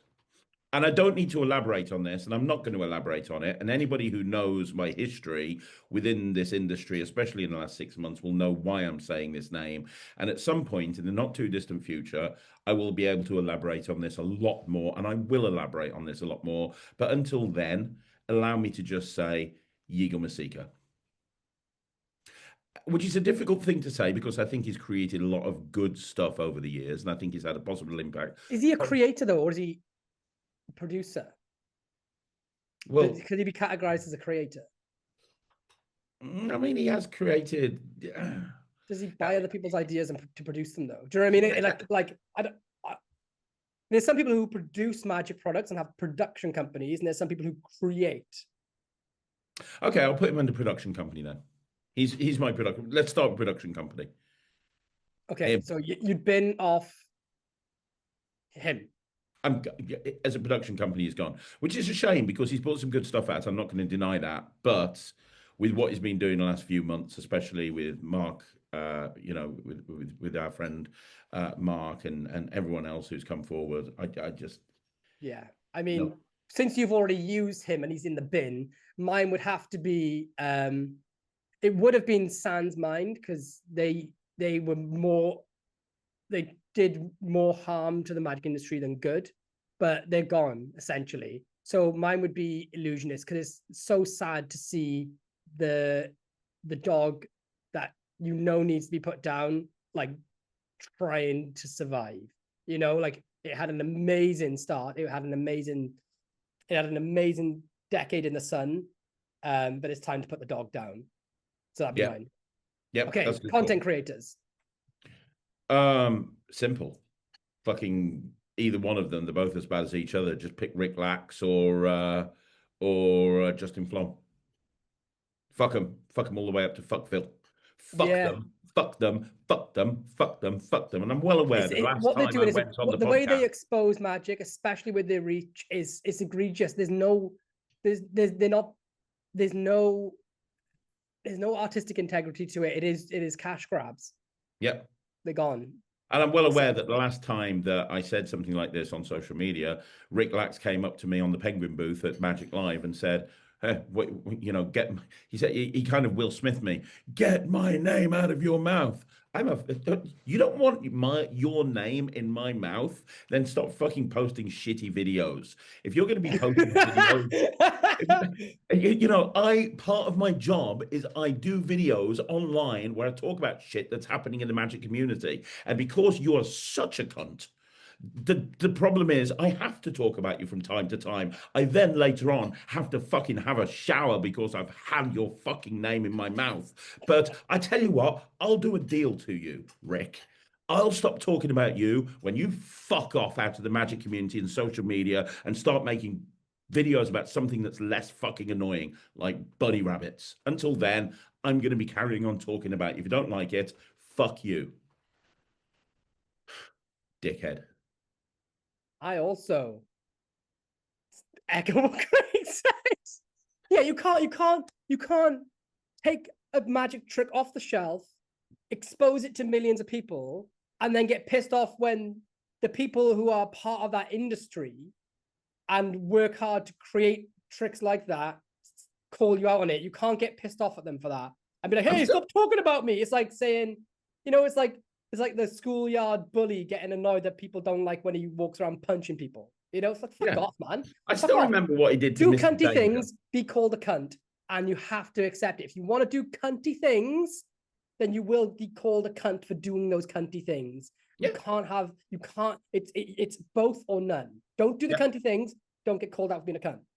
Yep. Next question. Absolutely. Who's a creator that goes in the bin? Can I say Lloyd Barnes? No. Yeah, fuck yeah. No. I'd put me in the fucking bin. I have imposter syndrome. I shouldn't be creating magic. No. This is a difficult one because I think he's already put himself in the bin. And it's difficult because he did have a lot of really good releases, but I think he's had a bad fucking 5 years.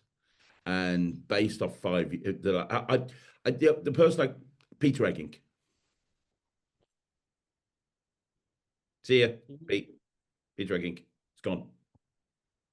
Oh, I don't know if I put him in the bin. I think he's got a lot of. I know the history though.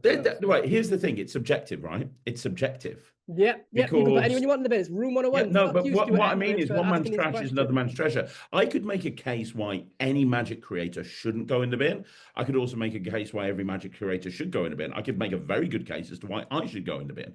I could make a very good case why anybody should go in the bin. But I also can make a very good case as to why anybody couldn't. I could stand here and spend 20 minutes talking about how Peter Eggink deserves to have, it should be on Mount fucking Rushmore. However, if I look at the last 5 years as a reviewer of magic, and I base this purely on me reviewing magic that he has released in the last 5 years, it has to be him because there's been nothing good that's come out in the last 5 years.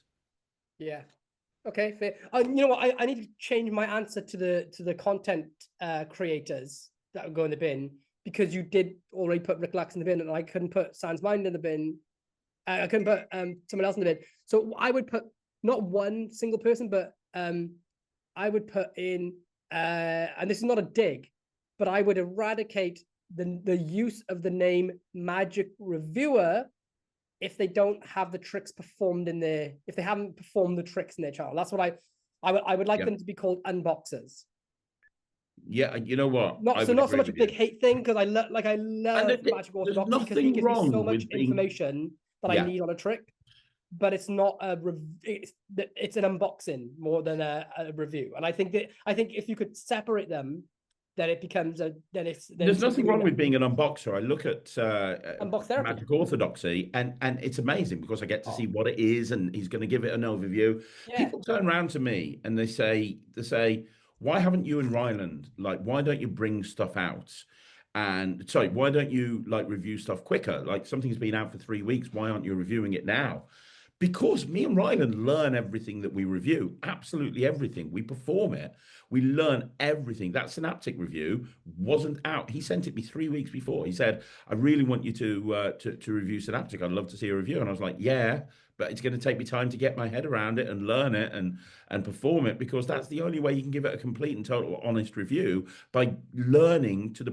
If you can perform it on camera to your subscribers, then that means that you've learned it to the point that you understand. It's why the Wizard product review was so good. It was because you always perform the trick. Yep.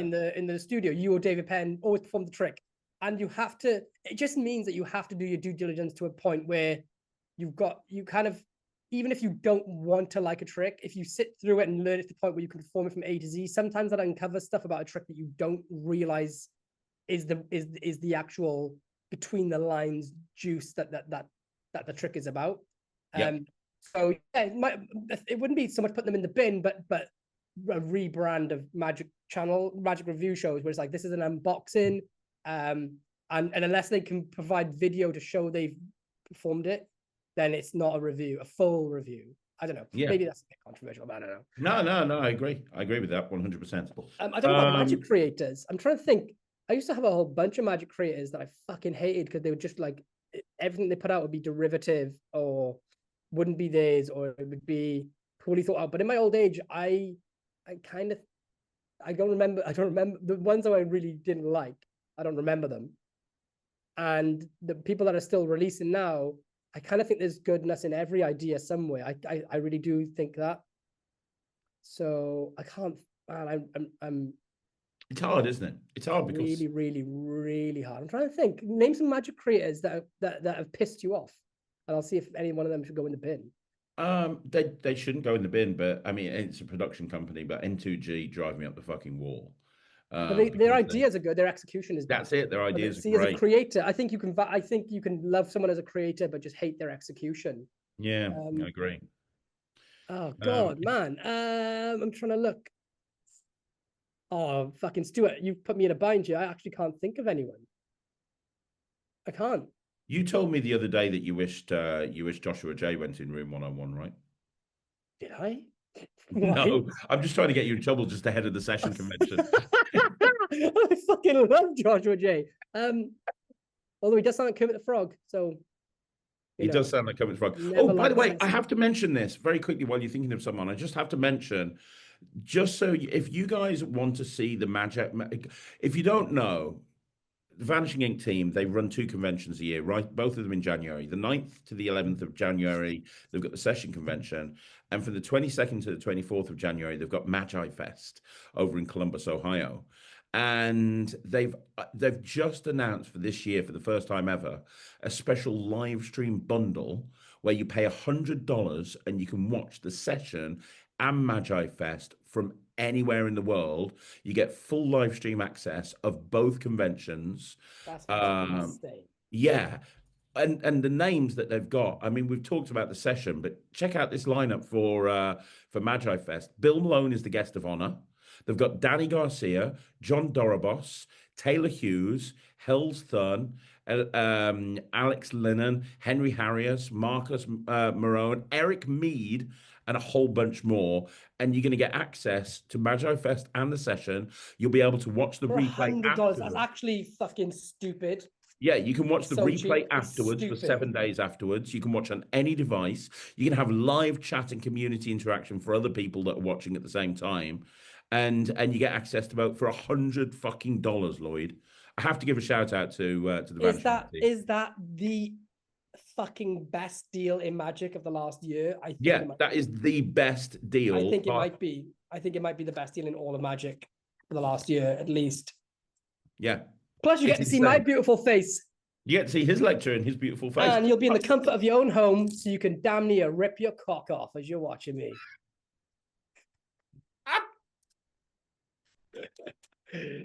The reality is, you can watch a grown man crumble in front of a live audience.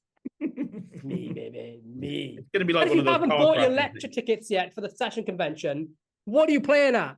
Come and see Eric Mead. Come and see Jason England. Come and see Piff the Magic fucking Dragon in January. You've got like 2 weeks to go. Yep. Just over 2 weeks to go. in London, England, and I'm going to be teaching for the first official time, my vanishing elephant trick. Boom. Fuck. Best trick you've ever. I will vanish an elephant on stage at the session convention. This is sick. This is sick. Seriously, it's going to be great. I had to mention that because that is the best fucking deal in Magic. If you can't go there live, $100, two 3-day conventions, insane. Have you got a Magic creator, or are you going to balls out? If you find, I understand if you don't want to. I don't think I have one really. I'm trying to think. I'm trying to think. I don't. I'm sorry. I don't have a Magic creator. I think everyone has value in some way, shape, or form. There you go. There you go. There you go. Oh God. Peter Egging, you're welcome. You're such a cunt. Next, we got another audio question. Are you ready for this? I'm ready for it. Here we go. Yeehaw, boys. This is your favorite friendly neighborhood cowboy magician riding in. I just wanted to pop in with a question. Inspired by your Magic Cafe talks last week. I was I thought about this a lot, and honestly, I don't know the answer to it because I think it is just part of being online. But is there any solution, do you think, to either saving the current Magic Cafe? Do you think it's too far gone, or do you think there is a way to maybe an alternative that somebody should start that could maybe police it better, or not? I don't know what the solution is. Is there an alternative? Is there a new website that needs to be made, or a new forum, or and how would you regulate that? How would you make the Magic Cafe better in terms of all your gripes with it, and just also keeping it a healthy place that can be used to promote Magic and educate people on it, and just all the good things that come with it. But then again, it is the internet, it is the Magic community, and in any community there is going to be some bad apples. We have a ton of great people in the Magic community, but there's also some people that are chronically online. So yeah, just want to know what your solution is and why aren't we starting it together. So yeah, fuck off. Pete and Artie's sweaty hairy nuts. Can't wait to see him at Blackpool, and I will see you guys soon. Fuck off. Twice in 2 weeks, he'd come up from his sister's gash to record that. Fair play. Thank you. Thank you, Tom. Very impressive. Thanks for the support. Before you get into this, Craig, we have to bash through these questions. We literally have we can't answer them all, I don't think. We have 90. So I think we should do quick fire answers to get through as many as possible because. Okay. Yeah. Go. So what would you. Yeah, go. The thing is, times move on. I think that the Magic Cafe, its only value is now as a resource. Because of the stuff that's happened, the questions that have been answered and the content that's been talked about over the last 20 years. If I had carte blanche, I would turn it into some sort of archive where you could search very, very well for anything, and I would shut it down. Just because, not because I think that, I joke about burning it to the ground, but, the industry moves on. Everything moves on. Society of Secrets has a very vibrant Discord channel. There's lots of Discord channels now where people look at the Magic Alon Society, probably the #1 community for magicians right now. They've got their big awards thing happening on the 26th of December, and they're bringing Murphys together and Penguin together and Magic Dream together and Alakazam together, and they've got all of they do so much. There's so many places where people could go and talk and people could go and chat that are better moderated. Facebook groups, Discord channels, so many different places. The discussion groups of the past, I think they're a bit antiquated at best. You look at the Magic Cafe and you can see how old it is as a website. And I think the issues on the Magic Cafe is because I think Steve Brooks has mentally checked out. I think that he's got a bunch of other stuff going on in his life. And I think that it's not a priority anymore. They don't even have people. You can't even become an account holder anymore. You can't make an account at Magic Cafe. You can't actually.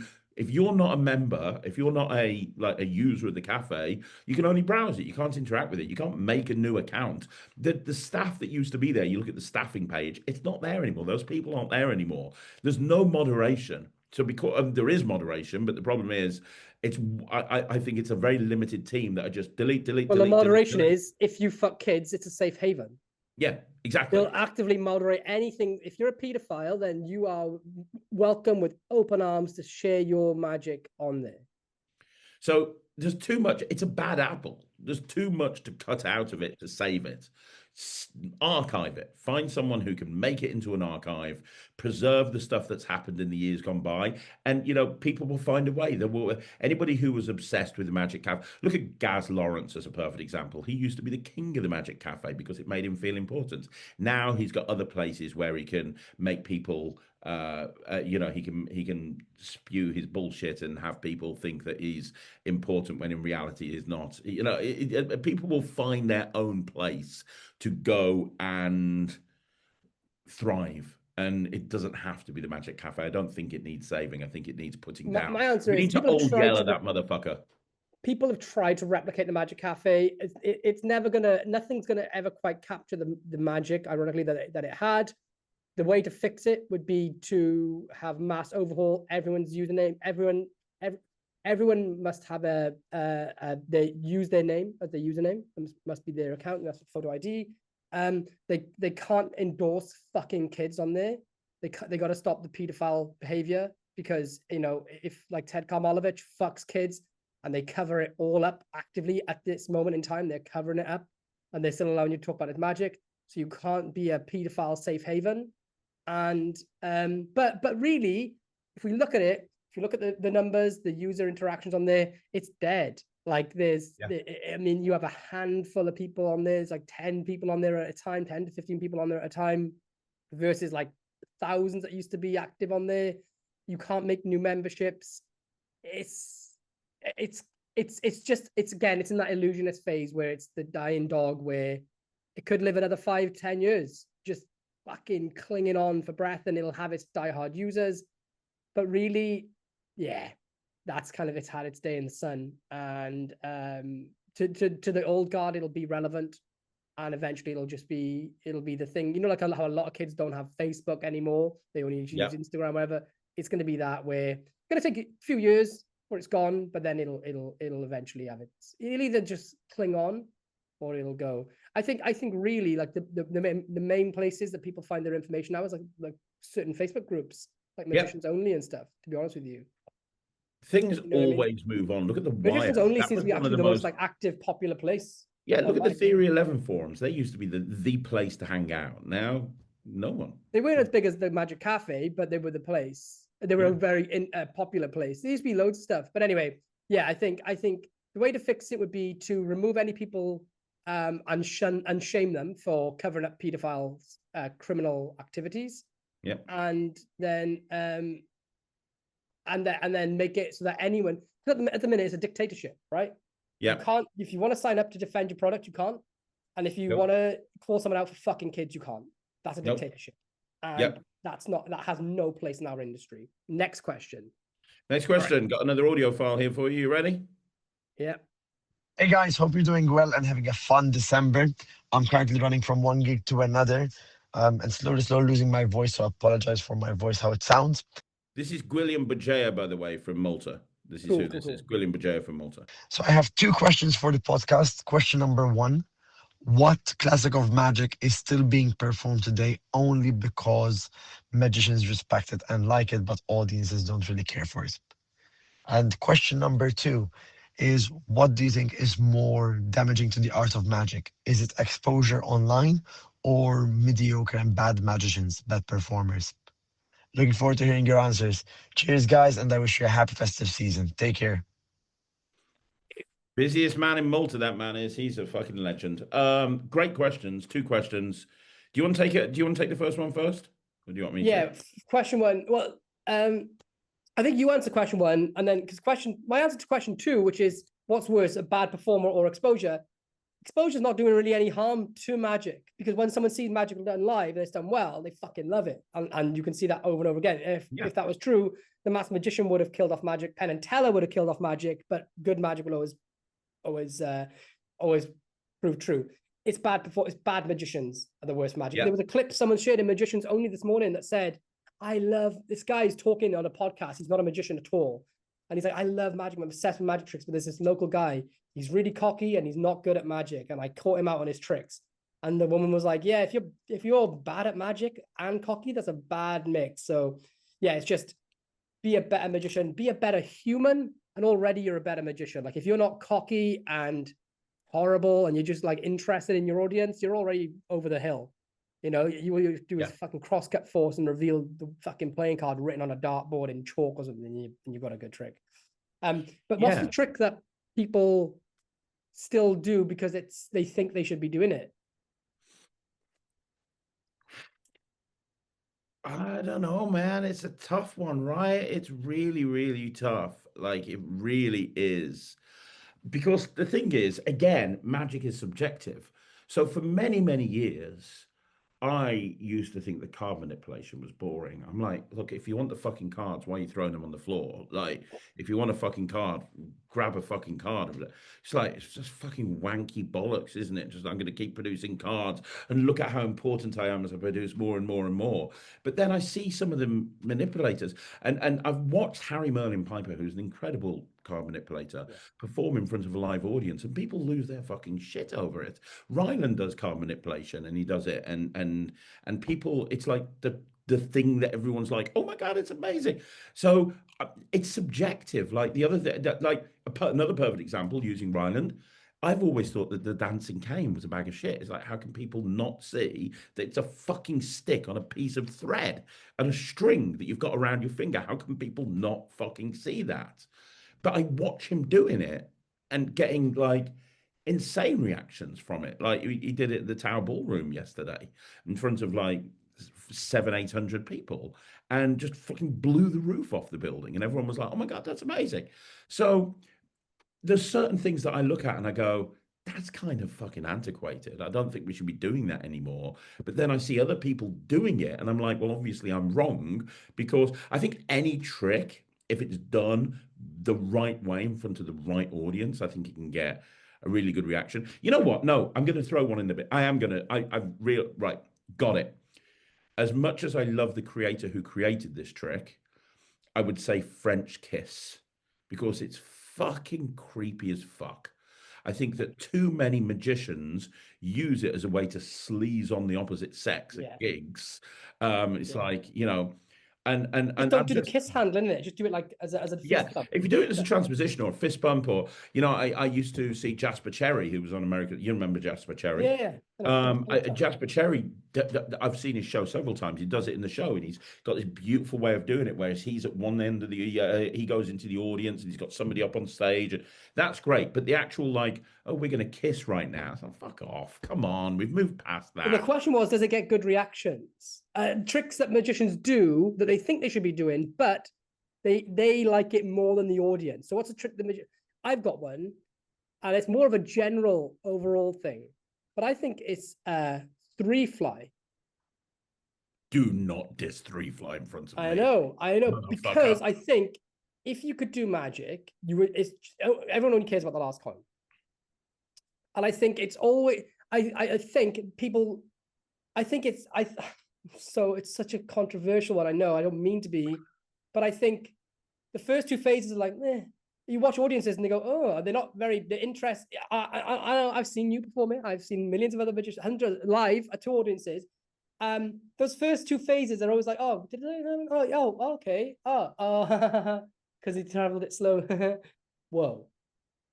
Just do the last phase or change the handling completely. Because I think so many magicians, and I talk about this a lot, they get roped into thinking like magicians. So when they go to create a routine, they think like, for example, if they're going to create a three fly, if you're going to create a new three fly, what would the first phase look like? Just to start off, how would you do it, Craig? Technically, or put your hands in the positions you would do it with. Right. Already you've gone wrong in my books. Okay. Why do you think it has to start like this? Because that's what every other magician does. Yeah. Right. So because every magician does, a lot of magicians stop thinking before they start creating. They don't think, actually, what would happen if I had three fucking coins and they were going to teleport from one hand to the other? How would that look? But most people start creating from the point of where they assume every other trick. they start at how they think magicians should be doing it, not how it should really look. Yeah. And then when you delve into it, because in reality, right, the first two phases are always like, oh, I caught you off. You didn't know what to look for. Let me do it again. Haha, that was impressive. The last one happens in slow motion, right? It's the fucking same old formula. But if the last coin's the one that people love, right? But if you were really going to do it, for me, right, if I'm going to do 3 fly, my goal's been given to me. I've been hired to consult on a 3 fly for TV, and I've got a 3 months and a budget, whatever. Right, my thinking is this possibly, okay, they only care about the last coin. So, and this is just an idea. I'm going to give you 3 coins, give me one of them, put it in my hand. I'm going to draw a circle here. That's a teleportation hole. Put it in my hand, boom, it jumps over. Now put the next one in my hand, bump, it jumps over. Put the next one in my hand, bump, it jumps over. So instead of having 3 coins here and they start to jump, you know what I mean? Like, I'm just thinking on the fly, but because so many tricks are created starting at the foundation level of what every other trick does, you kind of need to like destroy the foundations with a pickaxe, bulldoze the foundations, and think about the trick from today, and then reapproach it.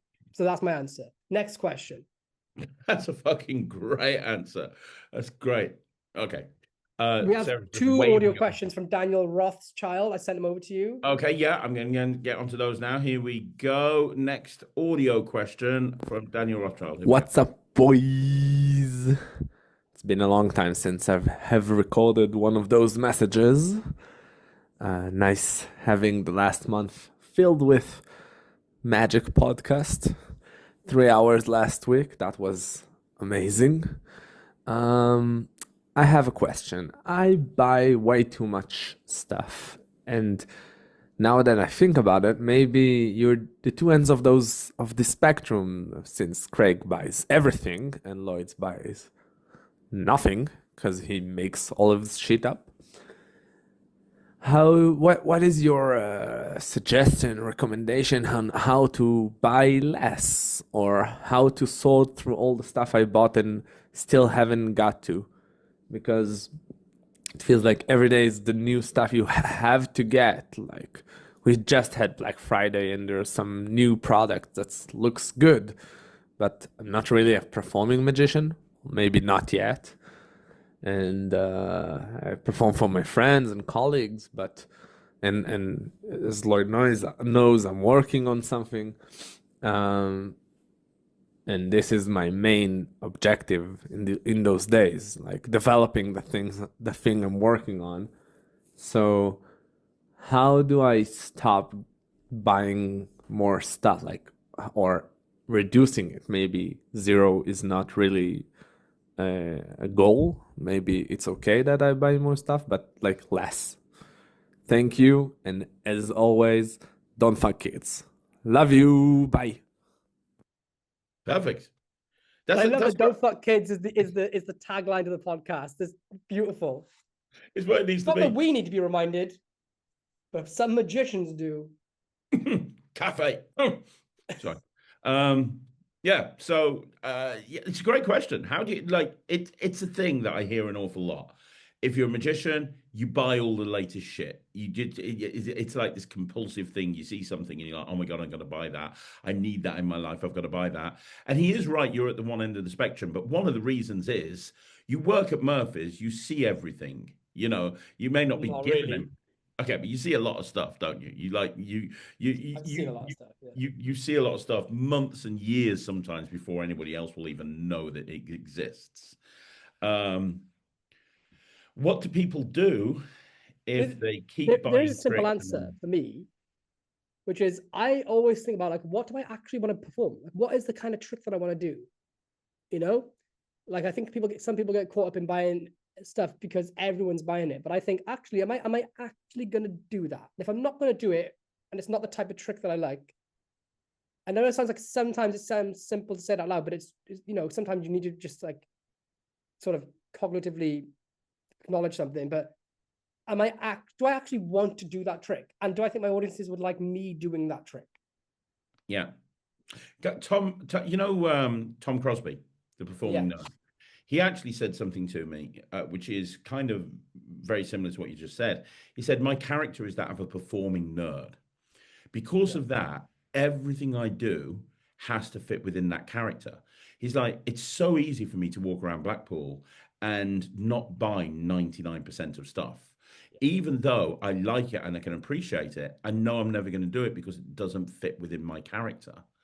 And maybe the same thing holds true to everyone else. You don't have to have such a clearly defined character as Tom Crosby, but having an awareness of what the type of magic is that you as a performer, even if you're a social performer, even if you're a hobbyist, even if you're an amateur, you still adopt some sort of persona when you perform, or you have your own persona.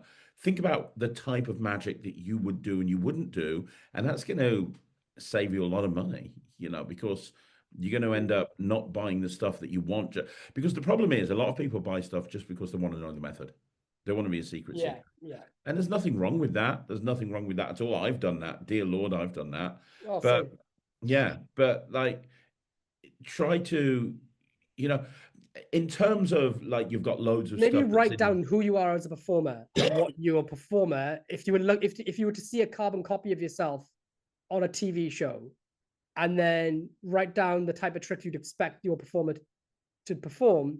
And then if you're looking at something, like for example, I love Piff from the Magic Dragons magic. I don't have a parlor show. I would never, there's no way I could really incorporate a toaster into my routines and stuff. And as much as I'd want to drop that money on the book to support him, I wouldn't use anything from it because I don't have, my magic is nothing like that. So easy, even though I love his magic and I bet I would learn loads from his book, I wouldn't use it because I don't have a parlor show. So like that is an easy example to make. But for me, my style of magic, borrowed object style. So anything using organic everyday objects, possibly a deck of cards, and super visual as a rule. So anything that comes out like that, I'll look at it and I think, could that fit me? And then I think, is it practical? I try and look at it from the method point of view and say, would I actually bother carrying that around every day? Mainly it comes from a laziness point of view. Would I actually carry that around all the time? Can I fit that on me? Is it compact enough? Because I don't carry pocket filled with things. If anything, it's all borrowed stuff with me. So I kind of have like a little self-imposed brief that I stick to, and then if it doesn't really tick all the boxes, like is it super compact or is it impromptu? Is it organic? If not, then I might really like it, but I ain't gonna drop money on it. Yeah. And if you've got a load of routines, a load of tricks that you've bought and you haven't done, set yourself a challenge. Go pick one of them. You obviously like the idea of that trick because you bought it at one point. Go and pick one of them and set yourself a goal that you're going to learn it. You're going to give yourself a week to learn it and perform it to 5 people. Yeah. Because the way that you get out of that rut of buying a trick, not doing it, buying a trick, not doing it, is by actually forcing yourself to go and do it. So do that. Go and take one of the tricks, learn it, and force yourself to perform it to 5 people. Because I've said it a million times, flight time is the way that you get better as a performer. Flight time is the way you get better in general. So the more you do something, the better you're going to get at it. So just force yourself. Go and take that thing out of your bottom drawer. Go and actually watch it. Go and put a routine together and go and perform it to 5 people. Yeah, perfect. Okay, right. Let's try and quick fire through. There's only 2 more audio questions, and then we can get onto we can read the other ones out and quick fire them, okay? Okay, so next one. Here we go. You ready? Yeah. Hey, Thomas Maloney here, and Merry Christmas. I have a festive question for you two. Would you rather suck off a reindeer and nobody would ever know about it, or not suck off that reindeer and everybody believed that you liked sucking reindeers off? There would be nothing you could do to disprove it. Have a great Christmas, everybody. Yeah. See you in the new year. And remember, magicians, whatever you do, do not fuck kids. Do not fuck kids is the tagline that's just been generated by the people for the people. Don't fuck kids. Dude, easy. I wouldn't suck off a reindeer, and I don't give a fuck what anyone thinks. Well, I mean, from your point of view, would you suck that reindeer's dick and be like, oh, at least people don't think I did? Surely it would make it easier for you though if you could dress the reindeer up like a sheep. Oh, I'd woolly jumper that motherfucker straight up. Exactly, right? So that's what you do. That's your answer. You put it in a little woolly jumper and you just go to fucking town. What? Yeah. I can only suck it off once? Are you fucking kidding me? What I would do is I would dress that reindeer up like a little child, and then I'd put my face mask on a moderator from the Magic Cafe. Then everyone would see what looked like me sucking a child's dick, but actually a reindeer's dick. I don't know how that would work, but either way, people of the moderators of Magic Cafe officially cover up pedophilia crimes. So just take this question back onto the Magic. Sorry, yeah, let's get back to the serious question. Yeah, the bottom line is I would never suck off a reindeer. And if everyone knew about it, it doesn't matter, because every single person in the world in the Magic community knows that Lloyd fucks sheep, and that hasn't fucked his career up at all. So if everyone thinks I fuck reindeer, yeah, exactly. So if everyone thinks I fuck reindeer, I'm good with that. As long as I know I've never fucked a reindeer or sucked off a reindeer. Right, great question. One last one. Okay, go. This is your last question. Here we go. Last audio question. Okay, I have another question. I read magic books from cover to cover sometimes for specific stuff. But when you read it cover to cover, you bookmark the effects you like. How do you remember the effects you read and you liked? Like now I'm reading the Nth Degree by John Guastafaro, and it's very good. There are some effects I really like, but like I don't remember most of the stuff I read. I have a good memory, but I think this is the thing with the books. You have to go back and read and go back and read. Like on 1 Degree, there's a great triumph, like behind the back triumph. I have done many times and I still don't remember, and I have to go back to the book sometimes. So how do you remember the things you read? If you have any suggestions about that, that would be nice. You, Craig. Also, yeah. Don't fuck kids. I think this is and sheeps. I had to get in sheep reference, right? Anyway, don't fuck kids. Bye. So here's the thing. You can't read a magic book like a normal book, or at least in my opinion, you can't read a magic book like a normal book. So what I do is I open up the book and I just literally flick through and I look at the effect descriptions of each trick.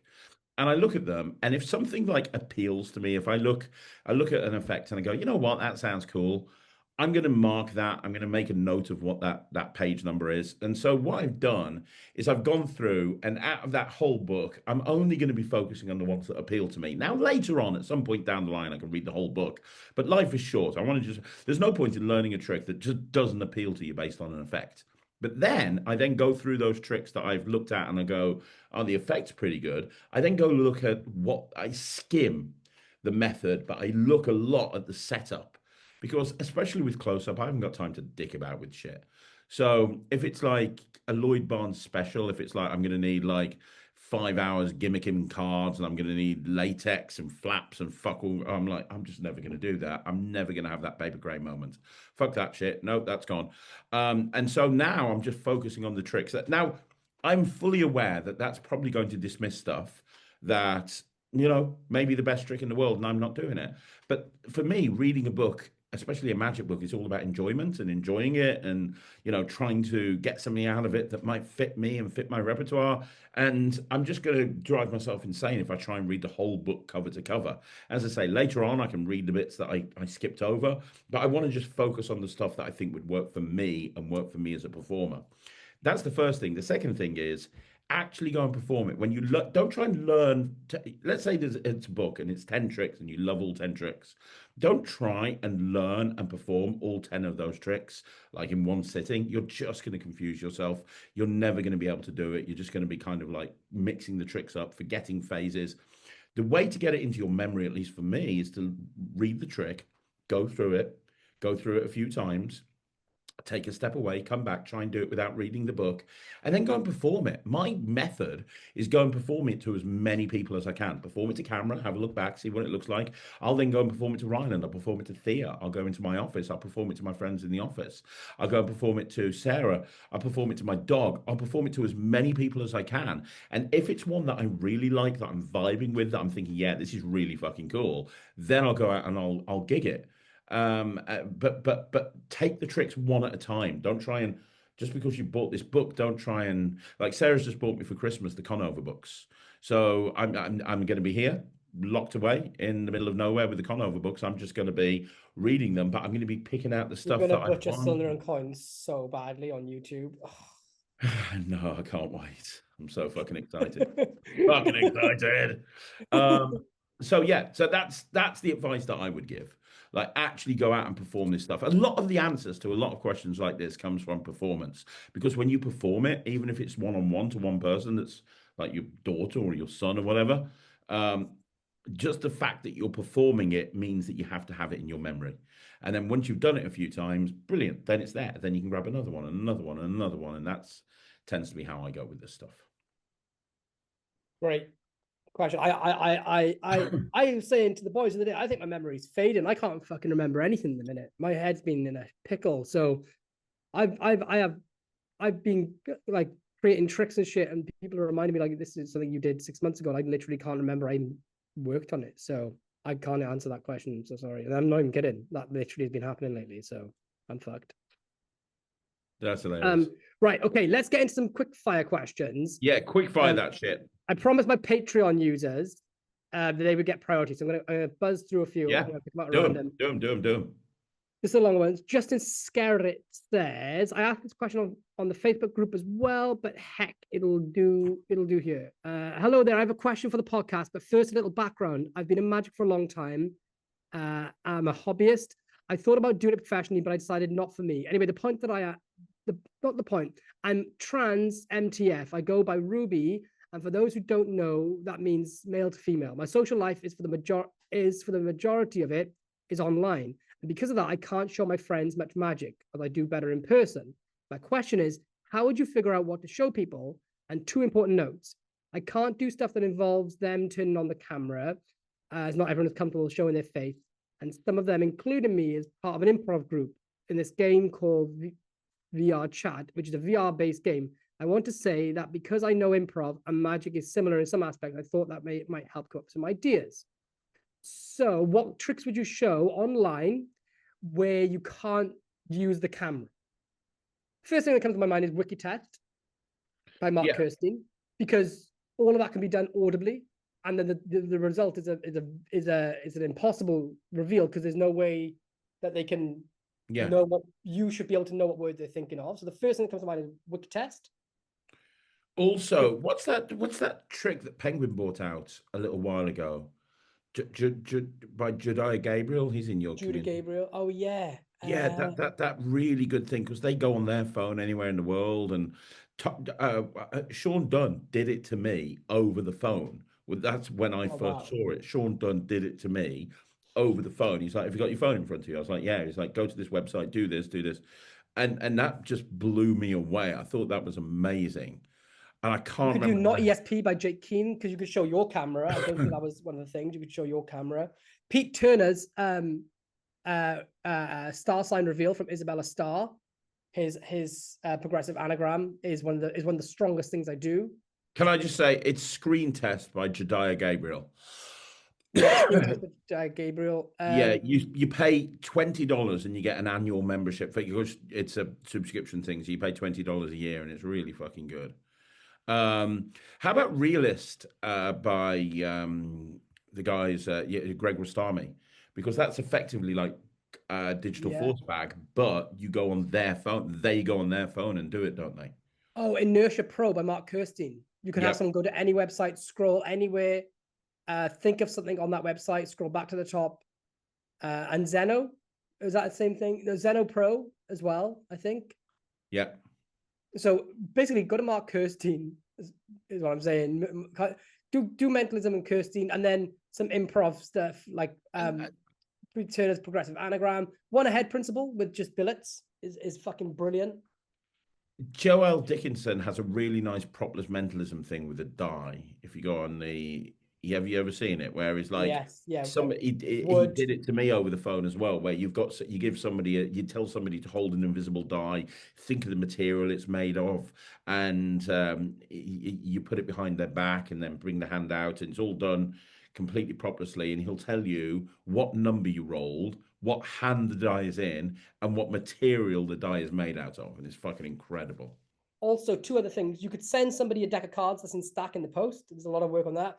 But also, Tamariz has a book on radio magic or telephone magic. So look up Juan Tamariz's book on magic that can be done over the phone, or because you can say to someone, go and grab a deck of cards. It doesn't have to be complete, and do tricks like that. So And, let's spend too much time on that question. I'll say one more thing as well, because over the lockdown, Penguin brought out this trick, and I was doing it in every single virtual show. Virtual Triumph, I think it's called. Virtual Triumph by Aidan Lacroix. It came out during lockdown. It is brilliant to do over the phone. It's got 56 reviews. It's $20. You can literally, Penn and Teller did it. There's a video on the Penguin website of Penn and Teller actually doing it as part of Penn and Teller Fool Us from a few years ago. Virtual Triumph. It's really, really good. Great. Okay, right. Let me power through some questions. Got a question from Dwayne that says, if you could build your ultimate magician, how would you build them? One from each of these categories to build the ultimate Fooler machine. Creativity, sleight of hand, crowd interaction, presentation. And last but not least, 3 tricks they would perform. So just to be quick, let's just build the magician and then move on to the next question. It's simple. It's me. It's me. It's me. You don't need to fuck off. It's me. It's me. And pick any one of the 3 tricks I've ever released. Fucking go. Me. Right. Me. Best magician for creativity, go. Tobias Dostal. Ooh. Mine's Luba or Paul Harris. Best sleight of hand? Fonte the Smith or Cyril Takayama? Darwin Ortiz. Best crowd interaction? I'm going to say Bro Gilbert.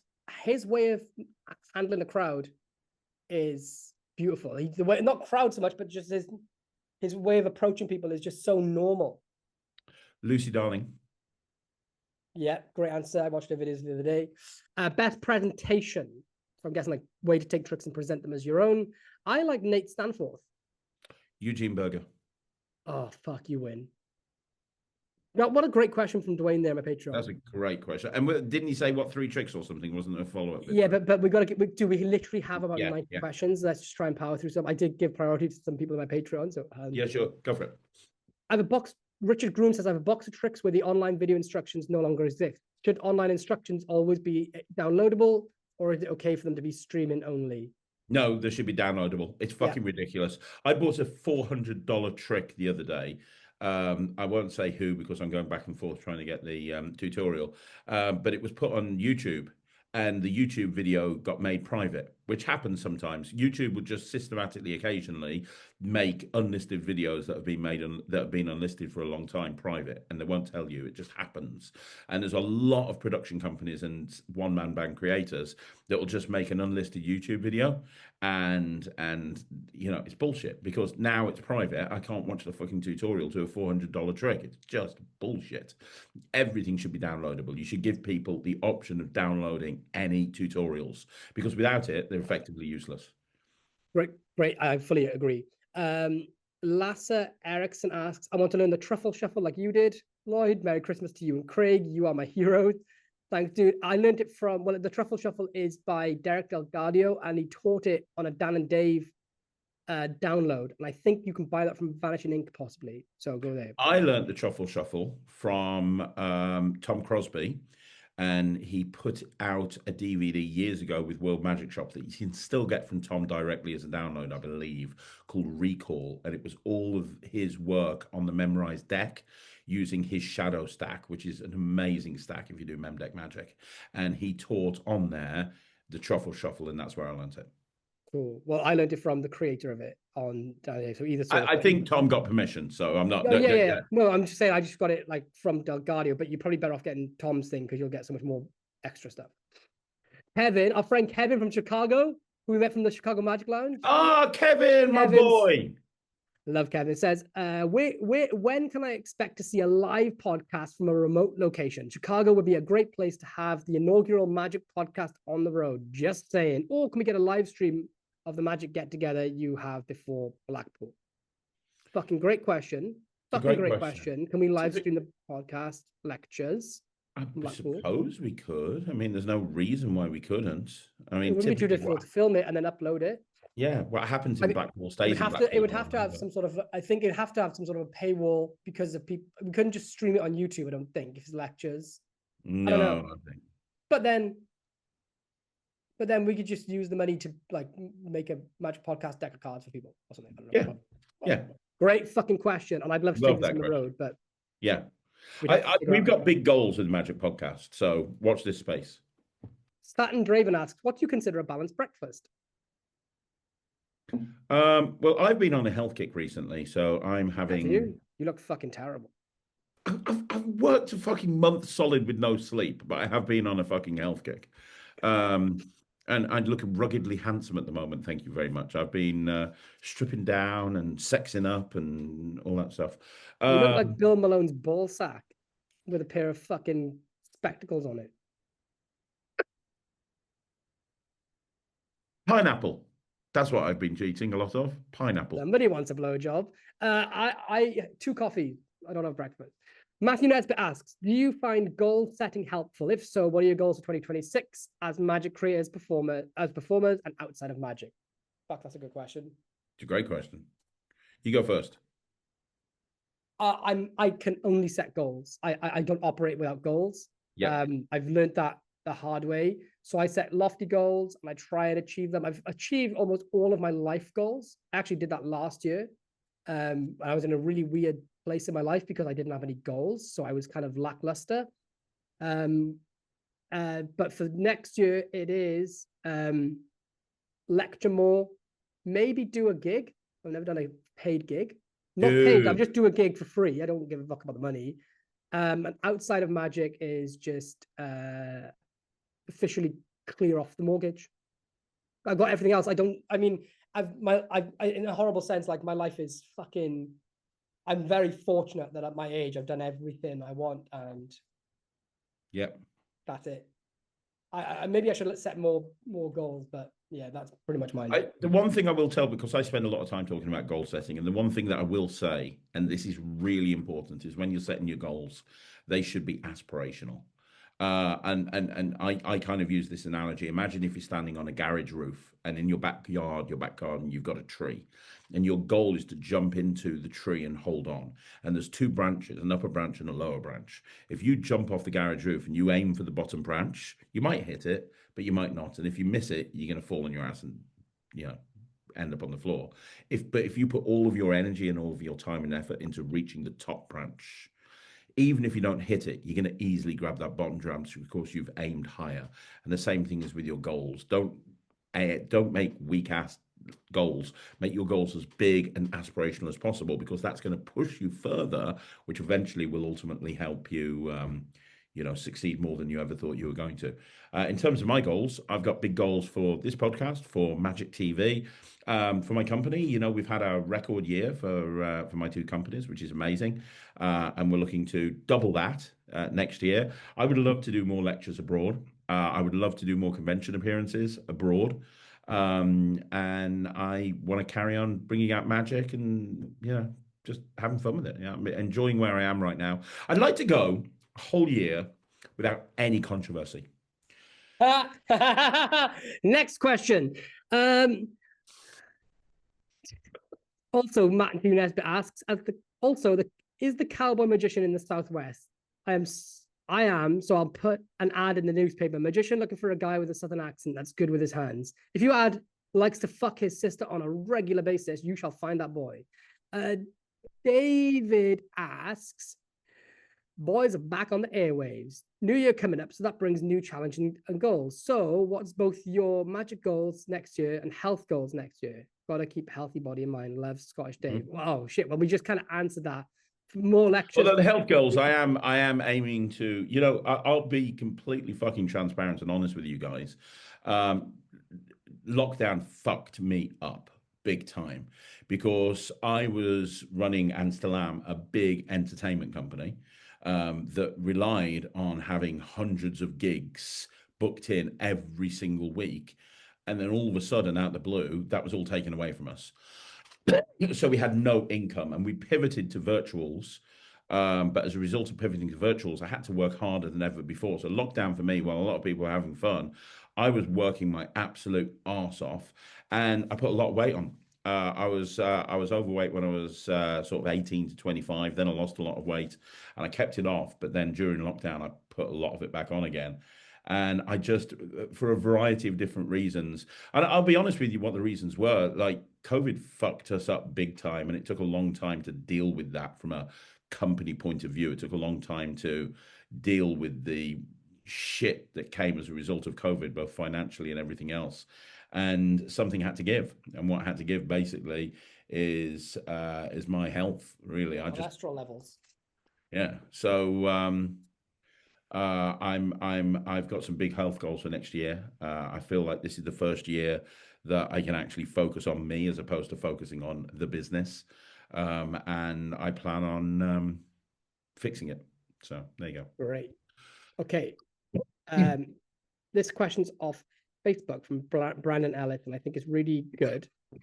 Brandon Ellis asks, it's scary to think that there are a lot of pedophiles, sex abusers, and woman beaters in our community. Do you think that we should not out them and let all the world know, or do you think it should stay hush hush? I apologize. I do apologize if this isn't a very festive subject, but I think they should all die. Phenomenal question, and I am fully on board, hence why I cannot shut my fucking mouth about the behavior of Ted Kamolovich, the Magic Cafe, and any other nonce in the industry.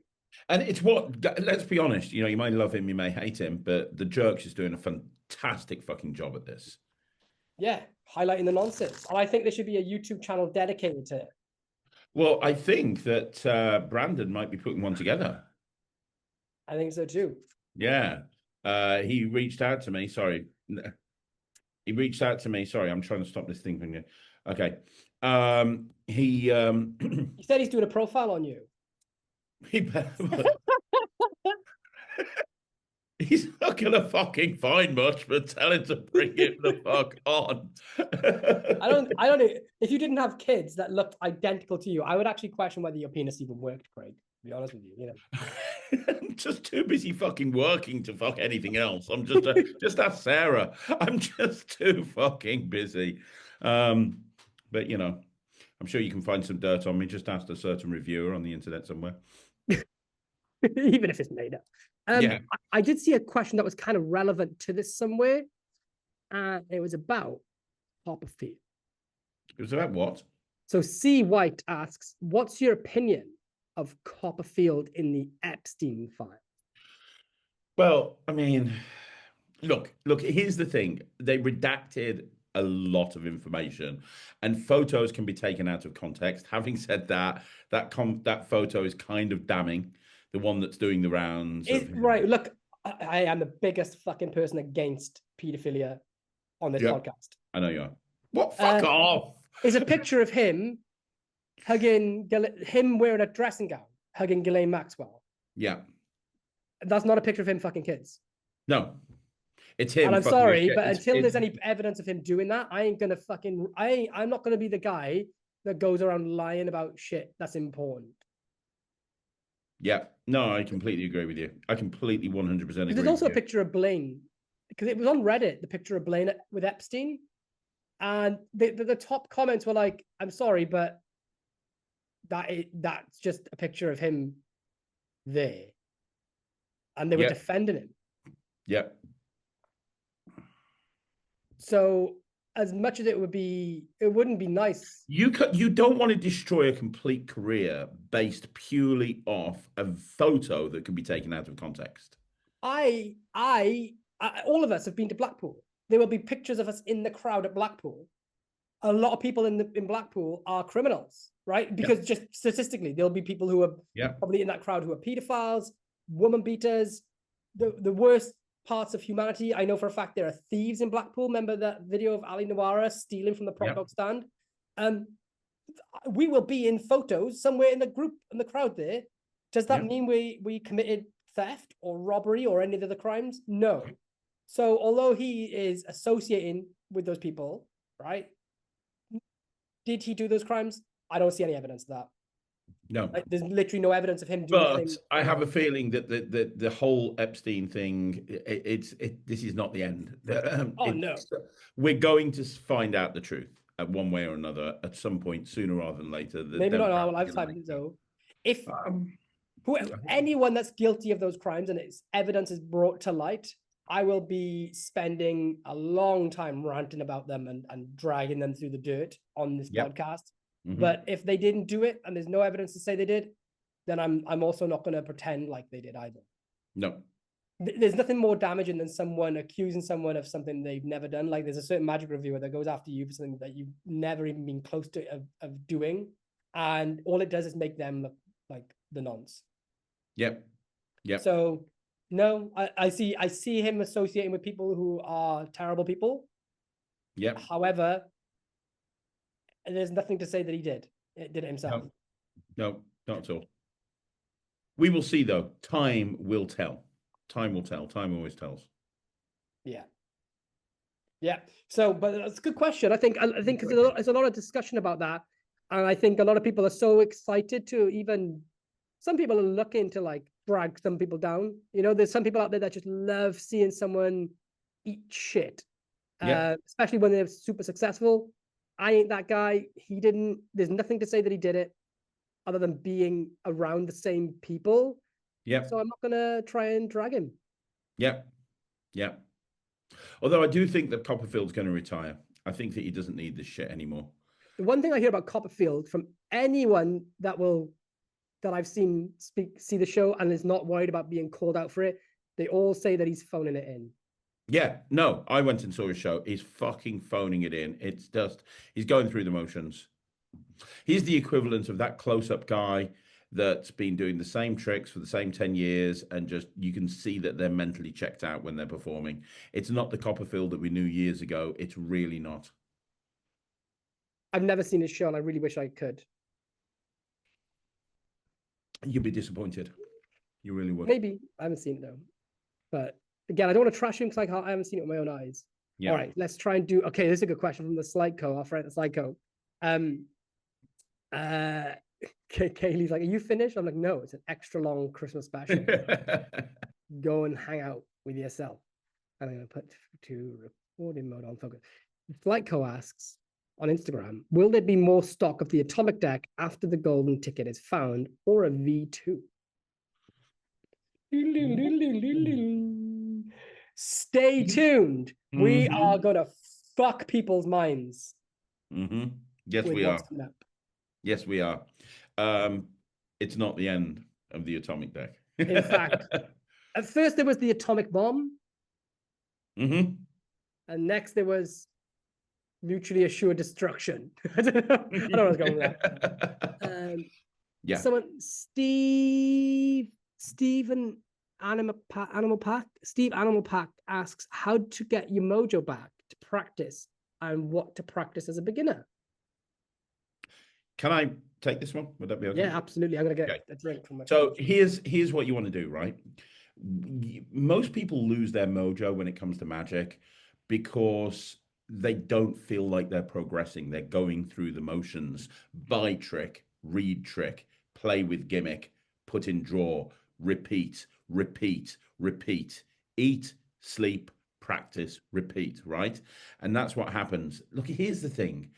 I understand there's historians in magic. I understand that there's creators in magic, but magic is a performance art. When Lloyd says he's not a performer, he performs. He just doesn't perform professionally. He'll perform for friends. He'll perform for family. You damn sure he's going to be performing to people at the session when he goes to the session, right? Performance doesn't have to be going out and doing a paid show. So because magic is a performance art, the way you get your mojo back is by going out and performing to people. Now, if you're a beginner, here's the mistake that most beginners make. The mistake that they make is they've bought this trick that's got multiple phases and sleight of hand and so on and so forth, and they've probably never performed before, and they try and do that, they fuck it up, and it kills their confidence. So what I suggest you do is make yourself, trick yourself, to fall in love with performing, first of all, get a self-working trick. And the trick I always recommend to people is the Ed Balducci cut deeper force, because you literally don't need to even fucking touch the deck of cards. Put a card in an envelope as a prediction. Go up to somebody and say, here, have this envelope as a prediction. I've got this deck of cards. Can you do me a favor? Can you cut? Can you cut again? Blah, blah, blah. Spread through, put that card there, turn it over. What is it? I couldn't have known that, could I? Look in the envelope. Boom, that's your card. Now, to magicians, that's the simplest fucking trick in the world. To a lay person that's never seen you do magic before, that will blow their ever-loving fucking mind. That reaction will make you realize how awesome magic is, and how magic, it's like a drug. Performing and getting a reaction like that is a drug. So you go out and you perform a simple trick and you get used to performing. Then you take one of the tricks that you've bought that's relatively easy and you learn that one and you do that one. And before you know it, you've got yourself out of a rut. And the moment you don't have a goal, you're just buying the tricks, you're reading them, you're putting them in a drawer. You're buying the tricks, you're reading them, you're putting them in the drawer. Go out and actually start doing something with this. It's like buying a Lego set and never fucking building the Lego, and instead just looking at them and admiring the fucking pieces and reading the book that tells you how to put the Lego together. The enjoyment that you get is building that fucking Lego. You'd never see anyone buying a Lego set unless they're a collector. You'd never see anyone buying a Lego set and not actually building the Lego, because that's the fun part. It's the same with magic. All you're doing right now is you're just buying tricks and buying tricks and buying tricks. Stop buying tricks and start going out and learn performing some of these tricks, and you'll soon get your mojo back. You'll be excited to learn a new trick because you'll want that reaction, and you'll be excited to do it in front of real people. You know what? That's exactly my answer too, with a bit more as well, which is get your performances filmed and watch them back, because you'll become addicted to that. Not in an arrogant way of like, oh, look at me performing, but you'll dine out on it and you'll fall in love with not yourself, but the seeing of the reliving of watching you get away with a certain slide and watching their reactions and listening to what they say that you miss in the moment. Go out and perform basic stuff, basics, cut deeper force, cross cut force, simple coin vanishes and things, but off the shelf stuff like that won't fail, like lock-in shells and things, and record it and watch it back. The other thing I would say is to add to involved in all this is that because there's another question as well about how to get your mojo back for practicing magic. And the thing is this: when you're practicing, you're not practicing magic. When you're creating gimmicks and magic tricks, you're not creating magic, right? When you're practicing, even though it's like a hand, you're practicing a dance. When you're making gimmicks and ideas, you're engineering. Magic is real because it's an emotion like love or hate, and that only exists when you perform that trick. Because the moment the audience experiences what they believe is magic, that's when it exists. So when you practice, you're not practicing magic. You're practicing to create that moment of magic at a later date. And the best way to get yourself back get your mojo back is to start when I say creating magic, I don't mean at home. I mean literally sparking that emotion in someone, that feeling inside someone. That's when it becomes real. So the best way to get your mojo back is to create some moments of magic, and then that's your drug. That's the gateway. That's what we all got into it for, right? We all got into magic because we saw magic and experienced it, and that's what you need to do to get it back. Brilliant answer. Perfect. Okay. Do you want to ask some questions from yours? Yeah, I've got a couple here. So this is a good one. From Robin Fish 2007 on Instagram. I lost interest in magic. I'm looking at the same one here. Same sort of thing. Hang on, let's do this one. Okay, Buster Fields. Is there an exciting new principle that you guys have stumbled across yourself or in any new releases that you've seen in 2025? Well, not new. The toothpick through Bill. I thought that was exciting and new. I was doing it. And now it's out in 2025, so I guess that counts. Yeah, right. Any new principles? Yeah, well, it's hard to talk about. Yeah, the problem is I spend more of my time performing on stage than I do anything else. And so there's no point in me talking about advances in illusion design and stuff, because 99% of people couldn't give a shit. But there's some really exciting stuff coming out from Thomas Moore at the moment, who's an illusion designer based over in Leicestershire area. He does some very exciting stuff coming out at the moment using new principles in illusion design that's really opening the doors to new stuff that people haven't seen before. So, you know, and Thomas Moore is really pushing the envelope. You know, he brought out the flying system a couple of years ago, which made things like David Copperfield's flying accessible to your average performer in a, you know, normal sized theater. And he's pushing the boat out again when it comes to box illusions. So I'm really excited about seeing where that goes. And he's been, I don't even know this, but Thomas Moore has figured out a way of 3D printing wood, and 3D painting glass as well. And he's really using that to, yeah, there's a lot of stuff coming out with Thomas Moore. Great. Well, one thing I'll say, which is really exciting, and this is a whole topic for debate, right? But I'm very cautious here, so please don't clip this out of context. There are certain advancements with AI that make certain things much more accessible than they used to be. Now, don't get it confused. People who use AI in place of creativity are fucking up. They're making mistakes. You shouldn't do that, right? AI won't ever replace creativity. However, it can help you with certain menial tasks that before would be difficult to do. And the best way to kind of think about it is you have architects and you have builders. Yeah. You should use AI to be your builder, not your architect, right? Yeah. So if you have for example, if you have a house, if you want to build a house, you design the house how you want it. And years ago, you would employ a builder to lay the bricks. Well, now AI can build the bricks for you, because that's not the bit that robs you of artistic creativity, or artistic integrity. A prime example of this is now, like, iPhone apps are easier to build than ever before. And oftentimes they actually come out a little bit better sometimes than you see some app developers. But it's important not to have the app or the AI come up with the name of the trick, come up with the fucking idea for the trick, come up with a method.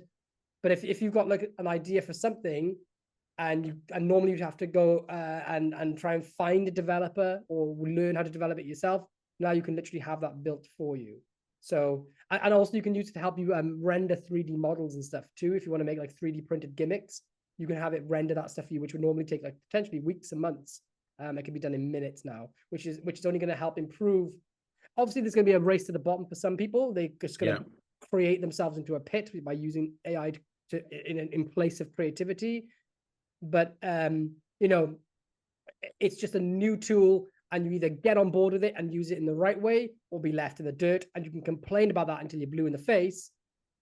But advancements don't give a fuck about you whinging. You know, you just either get on board and use it in the right way, or get left behind.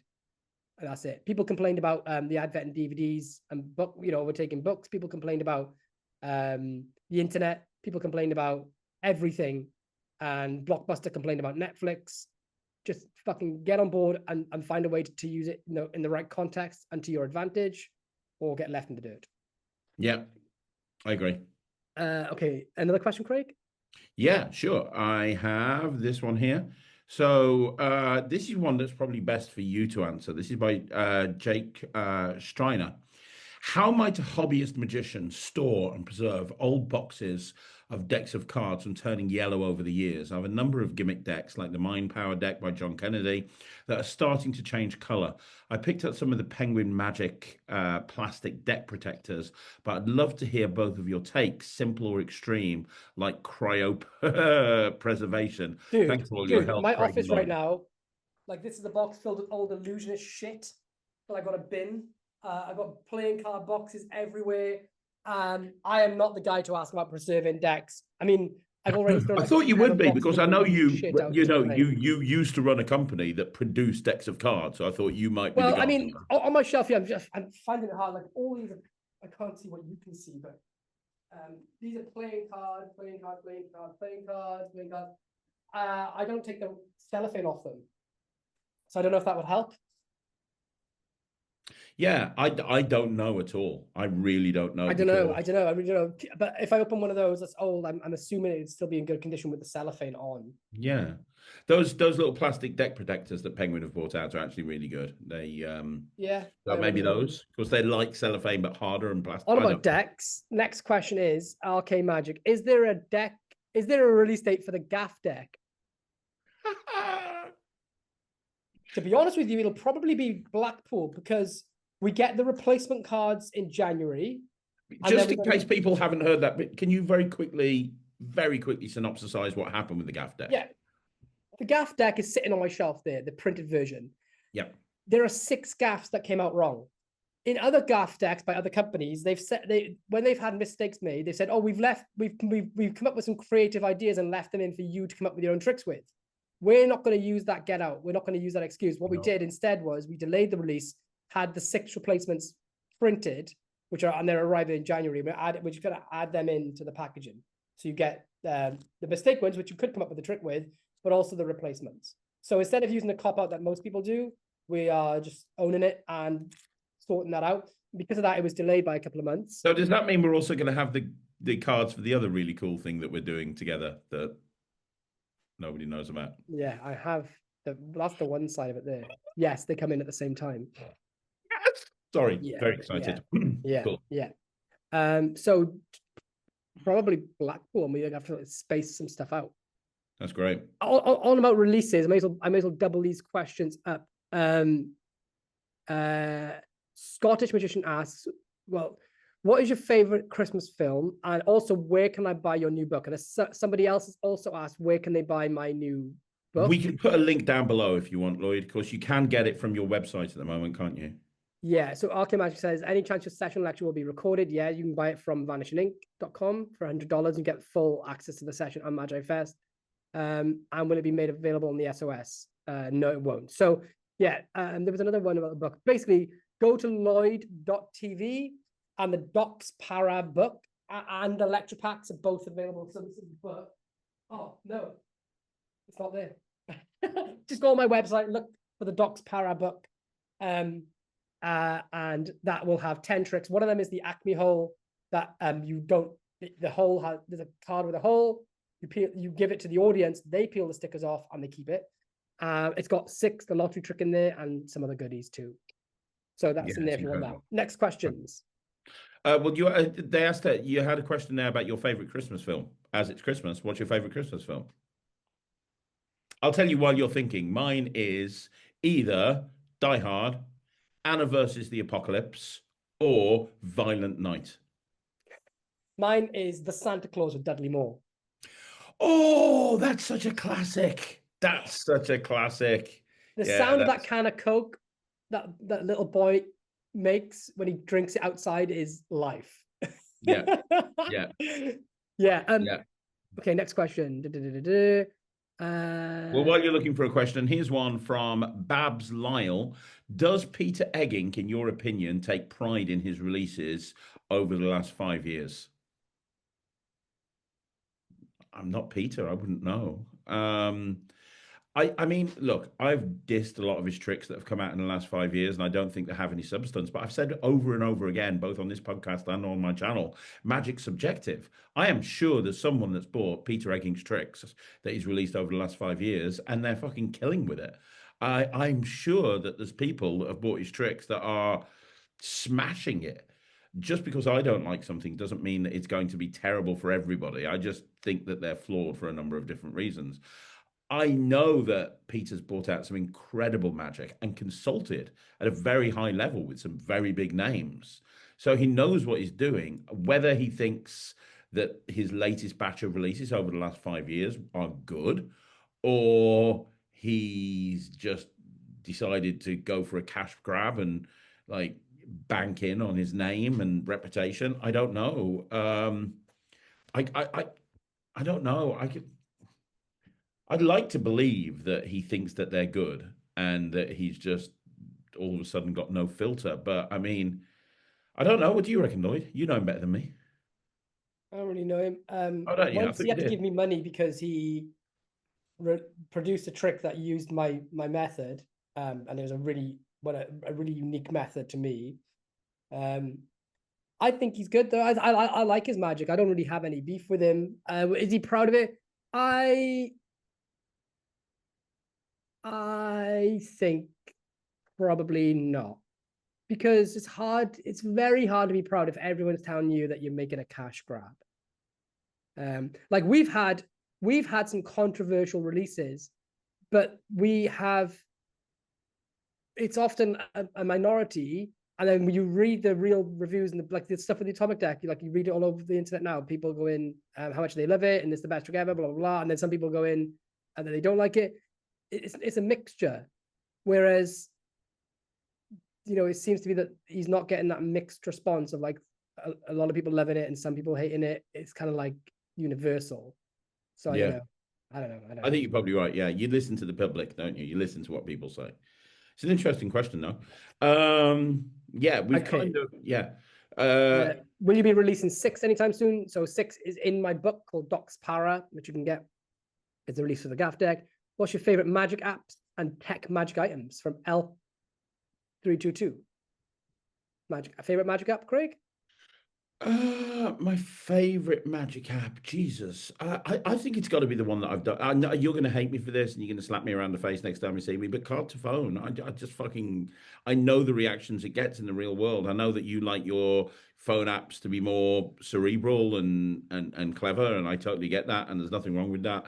And I love a lot of the stuff that you've brought out. But Card to Phone, I've done it on TV. I've done it on stage in front of 1,000 people with video projection. I've done it like I've got a great routine. I love that trick.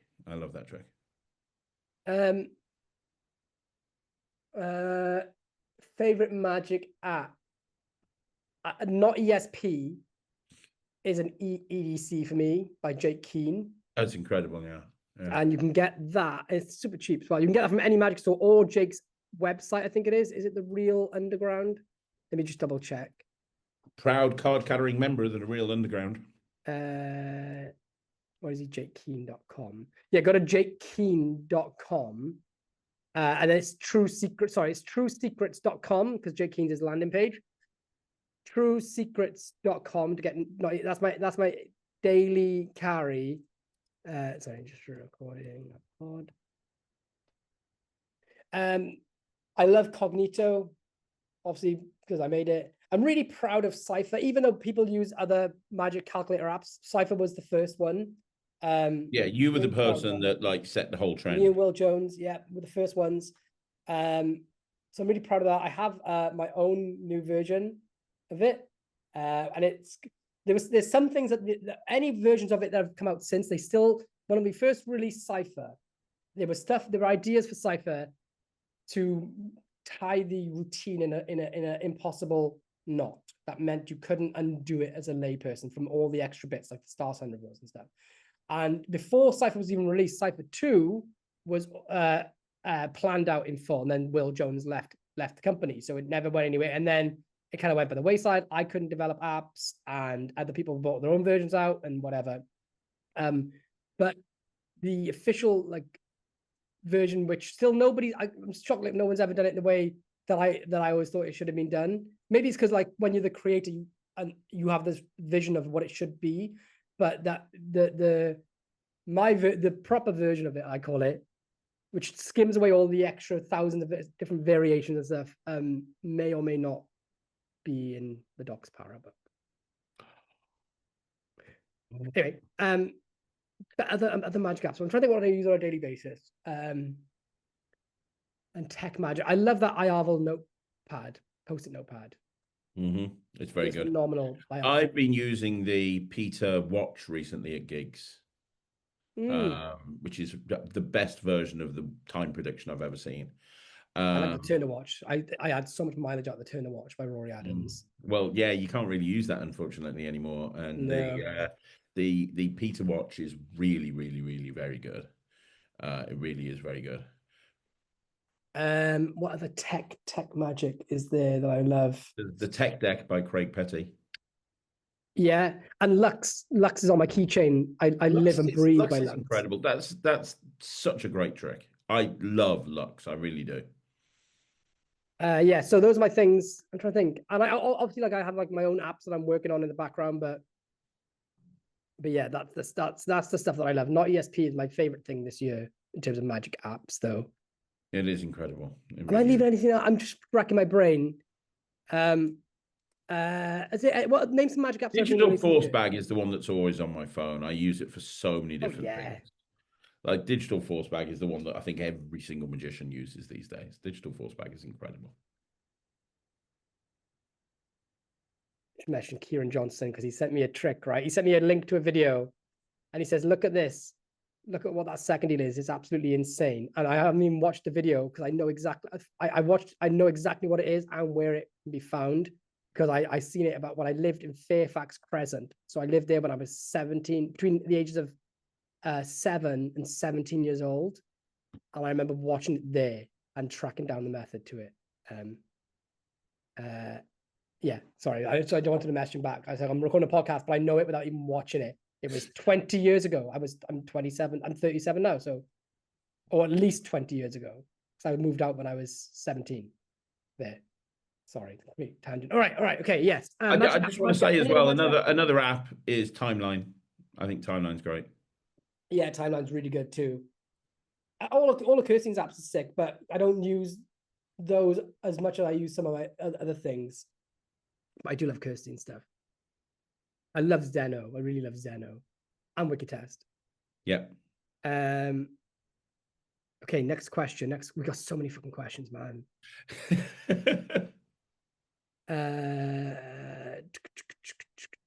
What's your opinion on David Copperfield? What's your best Christmas effect that you know? From Luke the Magician. I would say my favorite Christmas trick that I do, well, I mean, obviously, Elf and Christmas cards, which I bought out through Alakazam, come out every single year, and I'm a huge fan of those. However, the one that I've been using an awful lot this year is very, very simply, I've been using the Paul Gordon 10-card poker deal. But I've been doing it with 5 cards that say naughty written on them, double blank cards, 5 say naughty, 5 say nice. Oh, that's good. And I've just been using them like that. And I talk about Christmas Chronicles and how in the film, The Christmas Chronicles, apparently Santa's power is in his hat. So I'll put a hat on one of my spectators, and I have 2 other spectators. One represent the naughty kid, one represent the nice kid. And the spectator with the hat on, they have to go through the cards and decide whether the cards are naughty or nice. And at the end, they turn them over and they've managed to match them all. And it's just a perfect example of taking a trick. There's a card trick. There's nothing wrong with it. That is so good, Craig. That is so good. I've been doing that all Christmas, all December, and it's been killing. I haven't got any Christmas tricks set up. However, I was going to make something in time, but I think it's too late. I was going to make something for YouTube or my Patreon. I was going to take apart a snow globe and put Scotch Guard on a torn corner and put it back together, and then do angle Z with a snow globe, something along those lines. Oh, yeah. Or using the refraction from the light in the snow globe, put like a coin in there, so you can show it, and then do like the refraction effect with a coin going into a snow globe, something along those lines. That's sick. So I was going to do that and leave it on the mantelpiece. I'm going to check this out. But yeah, I'm in love with the idea. I taught one on my Patreon. I brainstormed when just doing a signed card to Christmas card. So you have a signed card, and then you give someone an envelope, because it's like card to envelope, right? But it makes sense to do it with a Christmas card. So you give someone an envelope that's sealed, do a signed card, open up the envelope. Inside is a Christmas card. They open the Christmas card. Inside the Christmas card is a playing card, and it's their signed card. Oh, that's cool. Almost like Nesta boxes, but with envelopes and Christmas. Yeah, well, the thing is, bringing an envelope out your wallet doesn't really make sense. But a Christmas card totally makes sense. Yeah, it totally does. And that's inside an envelope. I taught it on my Patreon. It's on there. If you sign up to become a member, it's in one of the live streams from the Christmas before last, I think it was. That's great. Yeah, so I love that idea. I think like you could do angle Z with it, or you could do like a bill transpo, because you often get money in cards, So you could do borrow a bill. You could use ISO by Mark Kirstein and Noel Quilter to do it in an impossible sealed location kind of thing. Yeah. You can use other methods where you just do a false call of the serial number on the bill, a missed call even, and then just have it go there. There's a bunch of stuff you could do. But yeah, that would that's something I think is fun for Christmas, and it makes complete sense. Yeah, that's cool. That's really cool. All right, more questions. Brandon B, hey Brandon, hope you're well, says, who do you feel is the most overrated magician ever? Looking to start a fight. Lol. Who's the most overrated magician of all time? Oh, I've got a name, but it's more for the lecture, and I don't want to cause any shit. Really? You're on the wrong fucking podcast, mate. What I will say, right, and this is genuinely true, it's subjective. I have heard people many, many times on various different platforms on Reddit going, Craig Petty is the most overrated magician of all time. Why does everyone buy his stuff? He's a terrible performer. He can't perform. Nobody rates you as a magician. Well, apparently they do. But like magic, but then you're going to have other people that go, "Oh, my Craig Petty is amazing." So it's subjective. Like I could give you a list of names of people who I think aren't particularly the greatest performers or magicians in the world. But I know that there's going to be somebody else that's going to go, actually, no, you're wrong. Like the feedback I got, I made a quip last week on the podcast where I was oh, Paul Harris, not everything you brought out is great. There's some shit that he's brought out on last week's podcast. I had about 10 or 12 people message me going, the trick you're talking about was performed by David Copperfield. Here's a link. And blah, blah, blah, blah, blah. And I'm fucking hell. I was only saying, it didn't work for me. I didn't like the fucking trick. Obviously, it worked for Copperfield. Brilliant. Apparently, it appeals to sex offenders. Good to know. So the point. He's not though.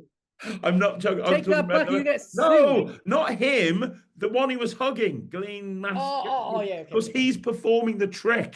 It appeals to his audience, which is that was the joke. Okay. He's performing the girl that's in prison. That he was like, oh fuck, we're about to you're about to lose that. Oh, I'm talking about he's performing for sex offenders, not he is a sex offender. That's not being proven. Not that it needs to be. Oh fucking hell! Can we move on? The point I'm trying to make is it's very subjective. Yeah. I've been disappointed by lecturers. Look, I'm comfortable saying one thing here because I don't want to cause any shit. But I will say I don't want to ruin anyone's Christmas who's like, whoa, what the fuck did I catch? I will say one thing. One of my favorite magicians of all time is David Stone. I remember the first time I went to see him lecture at Blackpool. It wasn't a lecture, it was a show. There was stuff that was put into his lecture that was designed just to make magicians laugh. Like he produced two girls from under the table at the end of the lecture. Like the amount of stuff he did was brilliant. And as a performer, he's fucking phenomenal. I've seen him over and over again. One of my favorite things to show people, if they've never seen it, is his whole Real Secrets of Close-Up Magic thing the skit he did years ago. David Stone, as far as I'm concerned, is a fucking god. When I went to the session and he was lecturing there last year, I felt he phoned it in. I felt it was just a deal of dem. All he did, he didn't do anything interesting. He literally just went, here's this trick. And everything was a trick. And then everyone raced to the back of the room and you could buy all of his tricks. And he's got good tricks. So if you'd not seen David Stone's stuff before, you saw a dealer dem of some of his great stuff, and then you could go and buy it. Wonderful. But I know he's capable of so much more. And I think maybe because of the Klekentor stuff and his focus is on performing right now, maybe he didn't take the lecture as seriously as he would have done in the past when he was like putting stickers on everyone going, I hate David Stone. I'm going to take the question and flip it on its head. Instead of saying, who's the most underrated magician you know? Who's the most underrated magician I know? This is going to sound really weird because a lot of people consider him as one of the top creators, but I don't think he gets the respect he deserves. I think he's, however good people think he is, I think he's a fucking 1,000 times better, and that's David Jonathan. Yeah. I think he's a living genius. I think he's a fucking. I think like we will look back at this time period and we'll go like he was up there in this. He's up there with the Jay Sankis and the Mike Closes and the Paul Harrises of yesteryear. I think I know why he doesn't get as much recognition as he should do, and I think it's because he applies his brain to plots that are not that exciting. For example, could you imagine David Jonathan's brain being put to work on a tonal restored card? Dark. Do you know what I mean? Like if he was if David Jonathan's brain was put to work on a serial bill, on a bill transpo, a signed bill transpo, plots like that, where, so like, because what he's doing now is like, they're good tricks, but it's like, they're the type of tricks that you can really, I don't know, they're not like these big, like engaging, like holy fuck type, everyone's captivated by it. Do you know what I mean? Yeah. And he's got such a fantastic mind that, I mean, maybe he's just holding them back till the time is right.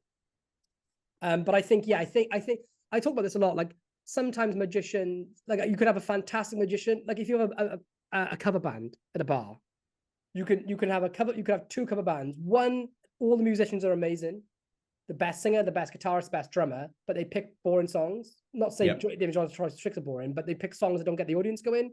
And you can have a crap cover band, but every song they play is a banger. And I think David Jonathan's got all he's a mastermind. Yeah. And sometimes he picks a fucking banging premise to work on. And then when he does, they're best sellers. Yeah. I just think if he picked better choices of tricks, then I think the world's his oyster. Yeah, I agree with that. And I hope he doesn't. I hope that's not offensive in any way, because I no, because love it. We think he's fucking amazing. Like David Jonathan is so good. The other person that I would say, and I think he's underrated for different reasons to David Jonathan, is Chris Congreve. Oh yeah, Chris is amazing, and I think it depends. If people are aware of him, they don't underrate him. But a lot of people are unaware of him, and I think one of the reasons is he doesn't bring his stuff out through Murphy's. He doesn't bring his stuff out. He brings it out through his own production company. A lot of time it's self-produced. So you might not be aware of Chris, but I've gigged with him many times and I'm amazed at his brain. He really just manages to take tricks, simplify it to its simplest thing, and yet still create this incredible impact. And I think that, I speak to a lot of people on the channel and I reference Chris Congreve and people will be like, Chris Congreve, who's that? And I think he should be a household name amongst the magic community. I really do. Yeah, 100%. I'm going to say, in terms of performer, there's a guy that I've been a fucking huge fan of for years, and his name's Sacha Crespi. I've never heard of him. Sacha, French magician, speaks crystal clear, perfect English. He was at the session like 2 years ago, I think. He's he really understands magic, and he puts his fucking soul into every performance that he does. And like, there's a video of him online. He's at a banquet in a castle, and he's holding court in literally a banquet room. And he's like, together, if we focus our energy, we're going to create a thunderstrike. And he fucking stands there, and they go like 1, 2, 3, literally a real fucking thunderstrike. It's like, and he has people like pour wine into his hand, and he turns it into fucking rose petals and stuff. And he's a fucking wizard. He's not a magician. He's a fucking wizard. And he's just one of the nicest, smartest people I've ever met. And I'm like a secret mega fan of his. So wow. I say him. Yeah. Sash, let me tell you his Instagram handle, because I don't think he's going to blow up in the magic industry.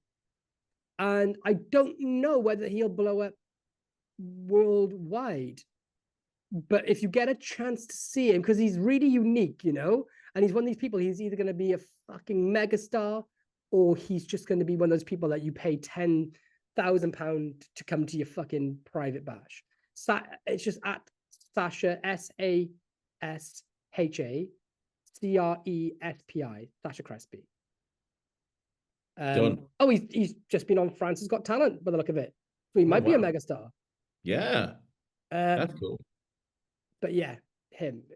So underrated, Sacha for sure. It's a great question. Overrated, underrated, very good question. Archie Cox asks, what's the best thing about us working together? Merry Christmas.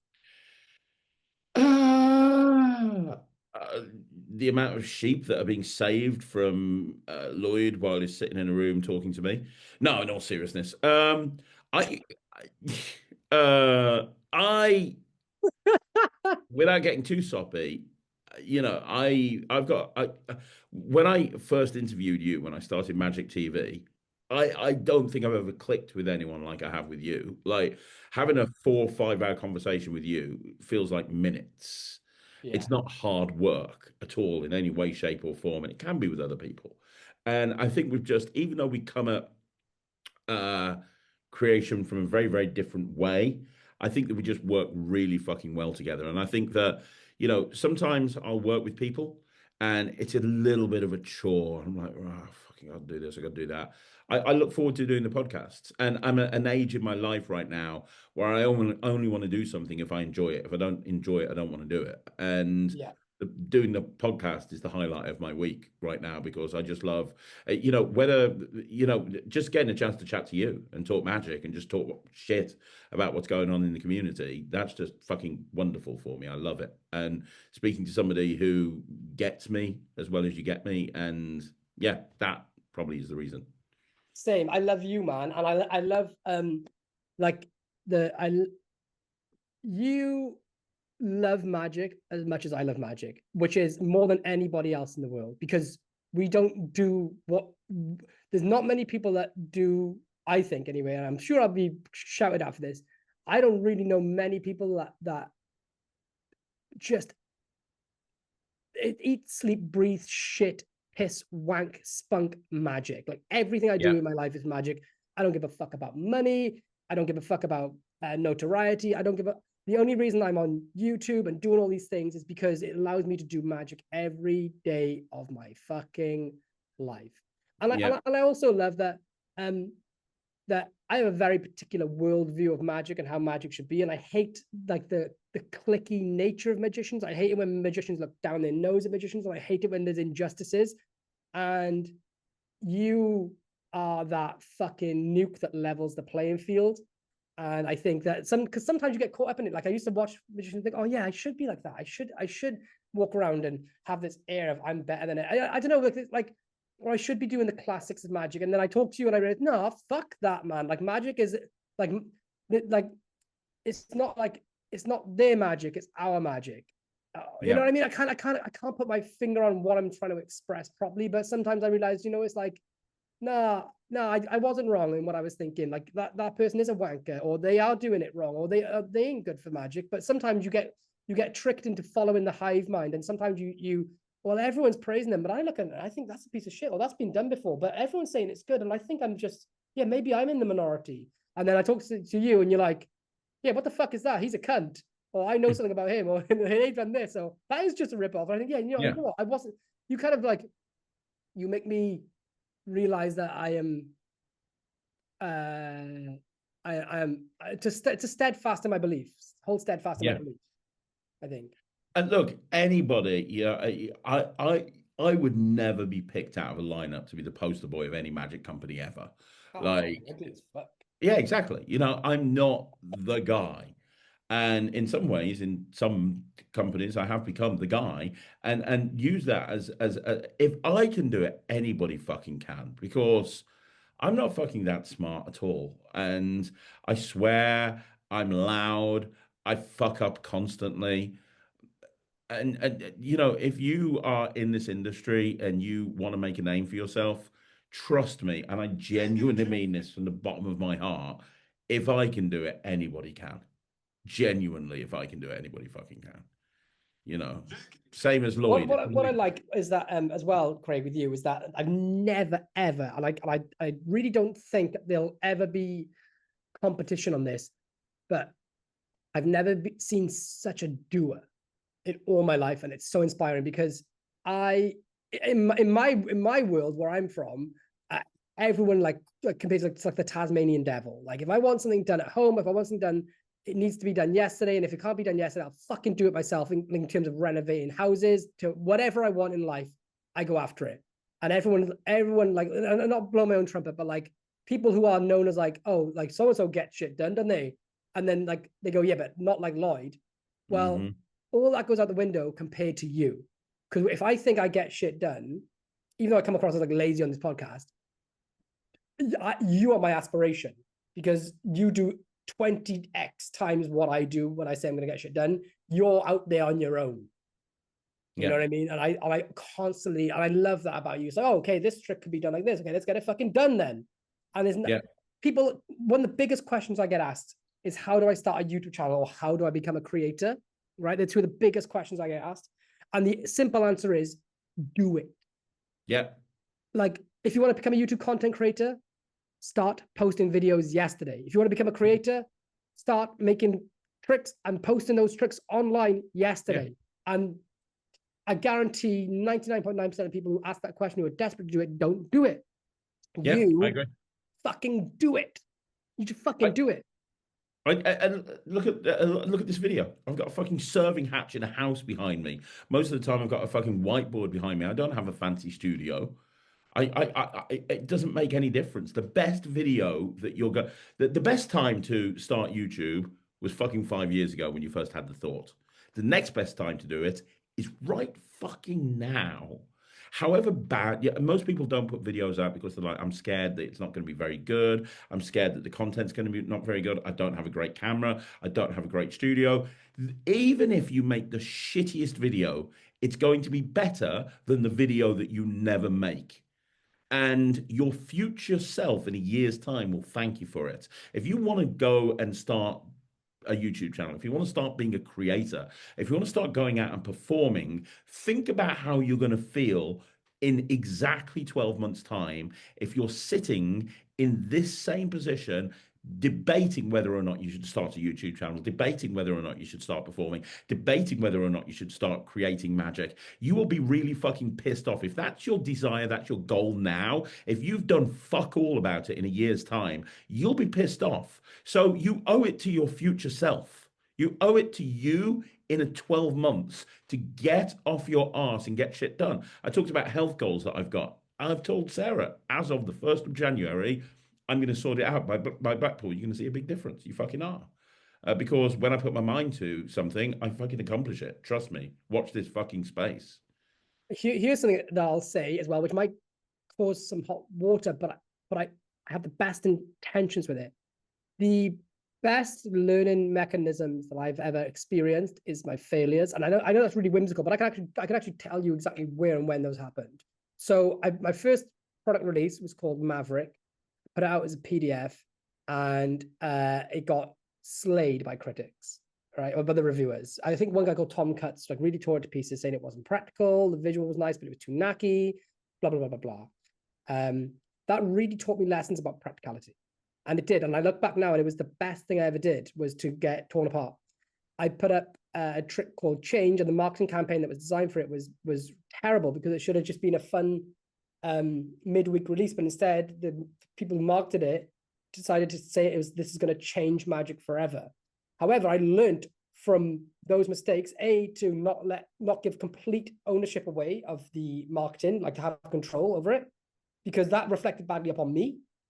And the other thing was to understand where something stands on a shelf. But that was embarrassing because it sold so many units, so many people saw it, and I was laughed at for the marketing campaign, you know? So my advice is, and don't go selling stuff for like hundreds of quids, but pounds, right? Because I kind of like ripping people off. But actually, if you want to be a creator in the magic product industry, and release something and let people tear it apart. Release it. Just fucking put it out. Obviously, make sure it's something you like and you believe in.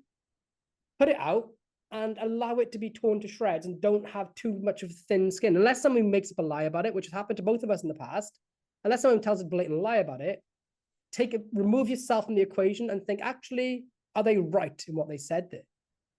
Because that guy who reviewed my stuff badly was right. It was impractical. I could do it, but for everyone else, it was impractical. And as soon as I removed my own ego and put myself in check, it helped me make more practical, better working tricks. Yeah. So release something and let people who have no affiliation with spend their money on it. Make it cheap, so it's not like, you know, make it the price of a coffee, and let someone tear it to shreds, because that's the best way to find out the truth. Yeah. Exactly. It's absolutely fine to fail as long as you fail forwards, as long as you learn from the failure and you move forwards, because you never know what's around the corner. You never know what's around the corner. I've got a new girl that's working in my office there. Her name's Fritha. She's in the sales department. She's doing great. She's been there a week, and I've known her for about a decade because she used to run her own sales, her own marketing company, and now she's working with me. And I've networked with her for years and years and years. And she's known me ever since I started networking, which is when I stepped away from the magic community after Red. And she was talking to me a couple of days ago, and she said, I've just been researching you online. And she's like, I went down a rabbit warren with Reddit, and they're talking about a load of shit about you hid away for a decade, and you like disappeared for a decade, and you hid, and people are saying you ran away with your tail tucked between your leg, and you hid from. I'm like, she's like, I don't remember that happen. I've known you for years. And I said, yeah, it's subjective. Within the magic community, they saw me walk away. They saw me leave after the whole Red situation. And for the people in the magic community, it's like, oh, Craig's disgraced. He's walked away. We're never going to see him again. For me, it was the best thing I ever did because it allowed me to focus on my business. And if I didn't have focused on my business, I wouldn't be where I am now. I definitely wouldn't be back in the magic community. If you'd have told me 10 years, if you'd have asked me 10 years ago or 15 years ago when I left because of Red, I would have said, my life's over. Everything that I love and everything that I've done is gone. Fast forward 15 years, I look at it and it was the best thing that ever happened to me because it allowed me to reinvent myself away from the industry and then come back on my own terms. So whatever happens, whatever failure is in front of you, whether it's releasing a trick and having a negative review or whatever, trust me, as long as you keep pushing forward, things will work out in the end. They always do. I'll tell you one thing that both me and you have in common is that we have a lot of skills outside of magic. You left the magic industry when all you knew was how to gig, and you came back as a force of nature with networking, marketing, building businesses, running and operating businesses. My skill set outside of magic is videography, design, photography, marketing, anything to do with like the digital realm. Not that I'm good at it, but that's where at least I have some sort of level of skill. I'm a bit of a whiz with a computer. And I think that's what gives you the sort of power over, not power, but it gives you a sort of edge over a lot of people. Like you see creators out there, they're really good creators, but they have to take their work to a magic company and they have to leave everything in the hands of other people. I also think, which might get a laugh, is that we're quite good communicators. My grandfather taught me at a young age that you've got to be a great communicator in life. Like communication is your number one skill, better than anything. If you can communicate, you already are ahead of the competition in terms of who's better than you. Yeah. Like if somebody's most people are better magicians than me, but without being arrogant, I think I'm better on camera communicating than a lot of those. Not saying all of them at all. And do you know what I mean? But there's a lot, I can tell you now, there's better creators than me, better magicians than me. In fact, almost every single one of them are better than me. But I can, where it really counts is how to deliver your message. Yeah. And I think so. If you want to get ahead of the game, become talented outside. Look at what skills you need in the direction you want to go with magic, and think about how you can learn those skills outside of magic. Focus on doing that, and no matter what it is, work on your communication skills. Even now, I'm working on my communication skills. I've read 67 books this year now, and a big part of that is just become better with language. Yep, absolutely, 100%. Yeah, when you can communicate clearly, you can lead from the front. Mm-hmm. It blows my mind, like when I read your like cafe responses when I used to go to the Magic Cafe, and like to see how like articulate and eloquent you are. And I feel like I'm, when I write a response, I'm fairly articulate and eloquent, and people don't expect that from dickheads like me and you. No. But it's such an important fact, like behind the scenes, like operating businesses, like when I'm like doing stuff in terms of developing projects and stuff and speaking across like different countries with language barriers, and having to be able to cleanly convey information. It's your number one tool in your wheelhouse. Yeah. And people need to like get on board with that, Well, you know, it's the first time that people will maybe have it, be aware of you in any way. You know, the first response that they see on a forum or a cafe, you've only got one chance to make a first impression. So you want to make it as strong or as powerful as possible. Yeah, I mean, the first time we both spoke, it went on for 5 hours because we were able to communicate so fluidly with each other. Yeah. And you know, I always say to people, the best book you can ever buy is How to Win Friends and Influence People. You know, we've had people on this on you know, various different forums going, why do Craig and Lloyd swear? Because you're getting a snapshot into what, you know, I swear, he swears. When we're together and we're having a conversation, we swear. That doesn't mean we're not good communicators. That doesn't mean that I know the right time and the wrong time to swear. You know, I'm not going to walk into a corporate gig and go fuck, fuck, fuck, fuck, fuck, or a kid show or something like that. It's right time, right place. You know, and you want to learn how to actually adjust who you are and what you do in a certain way with the audience and the people you have in front of you. But yeah. Okay, so we have so many more fucking questions. What do you want to do, man? Like, I got like fuck me. Really, we've got more. Dude, we're not even halfway through. Sarah took the kids out. Just so you guys know, we started this at 8:30. It's now almost 12 o'clock. We're still going. Sarah sent me a message saying, have you finished filming yet? I went, not yet. And she said, bloody hell. Let's rapid fire some quick. What you got? Give me a quick one. Okay, so we've kind of answered that. Trick can't get behind, even though it's popular.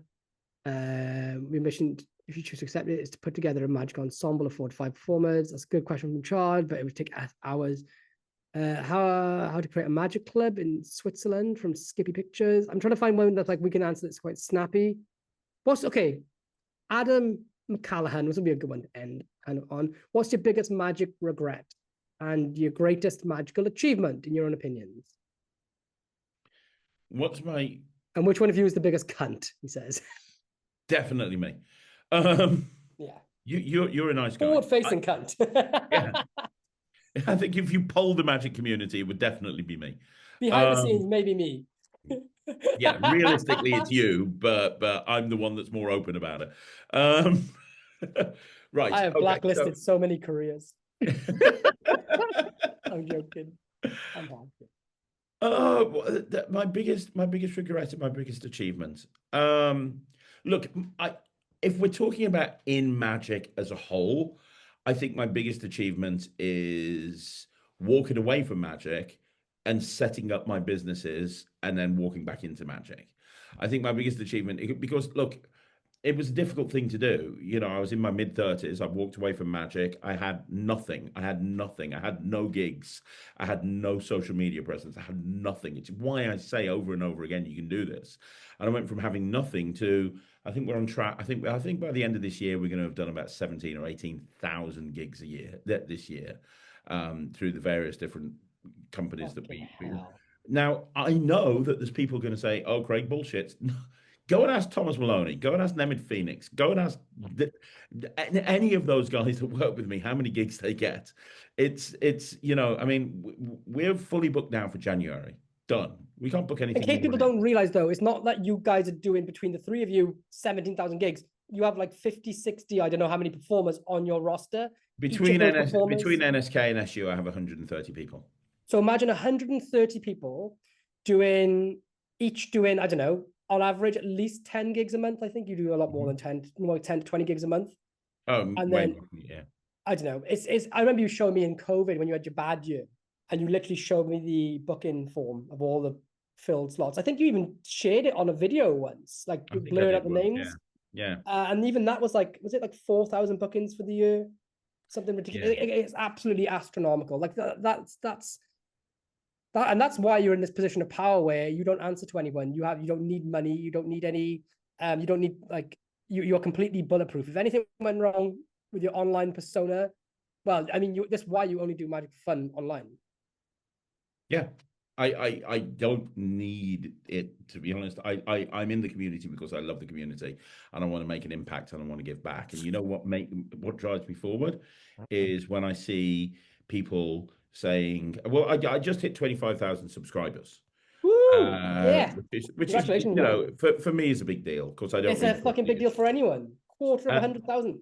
Yeah, and somebody commented and said, where is it? Yeah, and this is why I do what I do. So somebody commented and said, congratulations, I'm back into magic because of you after a 15-year disappearance, and it's because of watching your content. And I hear people like that all the time. I've had people message me saying, I've just had the guts to enter a competition and I've won, and it's because of you. I've now a full-time pro because of you and your advice. I've just done my first kid show in front of 100 people and I smashed it because of you. I've just released my first product and it's been successful and it's because of you. That is why that's my why. That's why I'm in this industry. It's not to make money. It's because I want to give back, and that's my biggest accomplishment. Not what I've done, but really what other people are doing because of the content I've put out there. That's fills me with so much joy every time I see. I get negative stuff occasionally. I've been very open about that, but that pales in comparison, to, and every single time I see one of those, I've got a file and I keep it in there, and there's hundreds and hundreds and hundreds, thousands of them now. And sometimes I'll just go in there and I'll read them. And I'll be like, yeah, this is why I do what I do. This is why I get up at 6 o'clock in the morning to film videos. This is why I, do what I do, because it's making a difference. It's making an impact. And I always say to myself, I've been in feuds with various people in the past, as we all know, and I've always said to myself, this person that I'm in a feud with, can they say that they've done as much to help various different people in the community than I have? And I just, that's what keeps me going. So that's probably my biggest achievement. Wow. That's an amazing. What biggest regret? Biggest regret. The day I met Lloyd Barnes. No, yeah, motherfucker. Biggest regret is I don't know. You see, the thing is, okay, this is going to be kind of meta. I can't give you a biggest regret, and I'll tell you why. Because I really do believe that everything that's happened in my life, both good and bad, have made me the person that I am today. Has stuff happened in my life that at the time has made me go, fuck, yeah, I could give you 1,000 of those.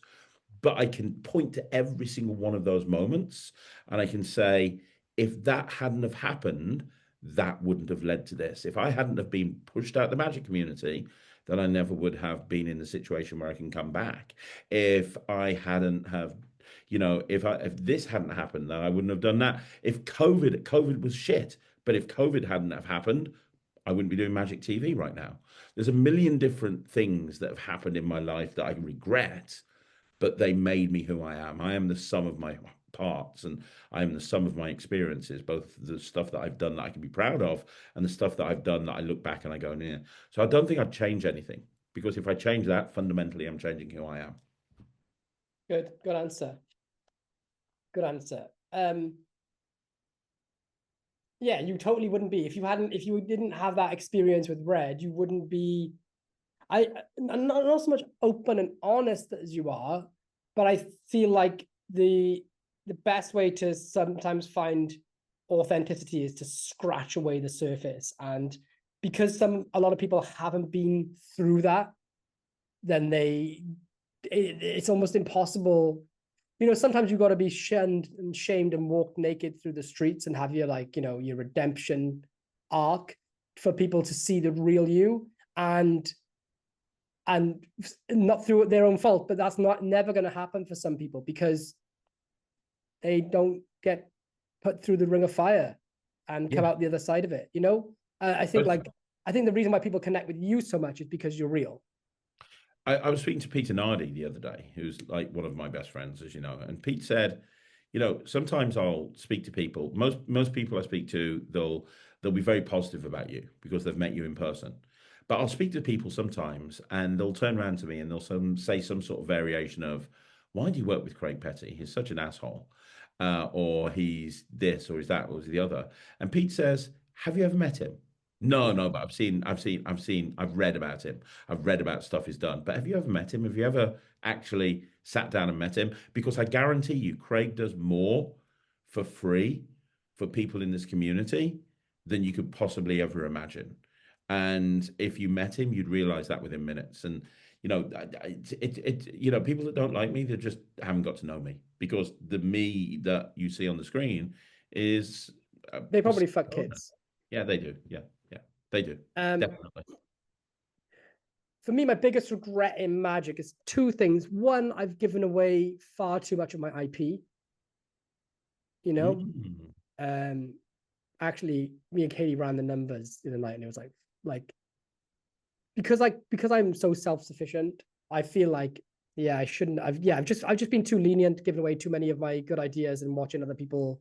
Like, it's not about money for me, but there's a point when you go, fuck, they made what of my idea, and I could have, like, some people couldn't do it themselves. Like, you openly say you couldn't run your own production company. Right? That's why you go to other companies, because you want them to handle that shit. Whereas I do produce products.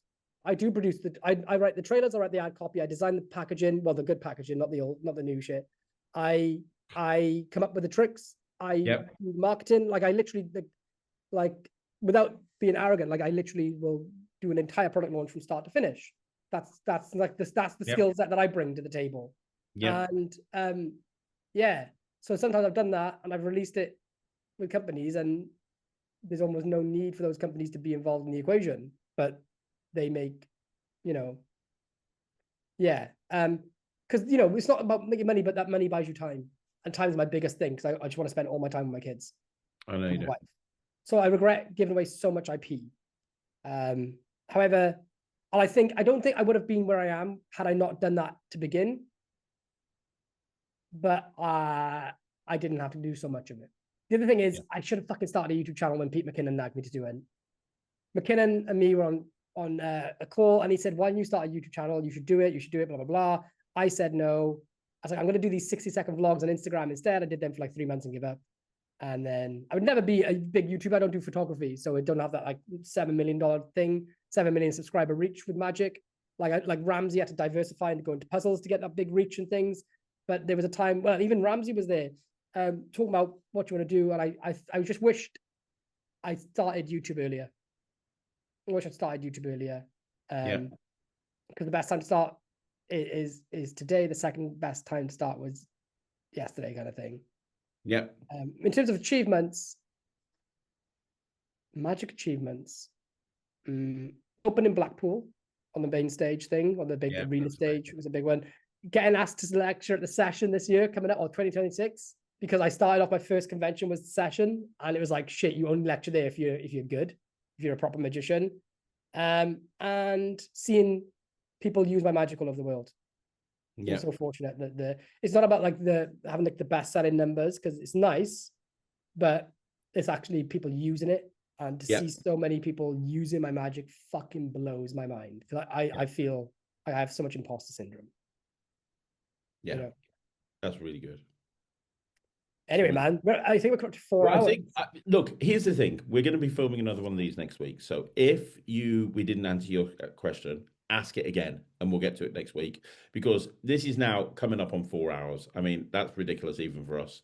So we will get to your question, but we just physically haven't got time for any more. However, the one last thing I do want to say, I want to promote something that I'm involved with, if you don't mind, Lloyd, because I just think it's incredible. Yeah.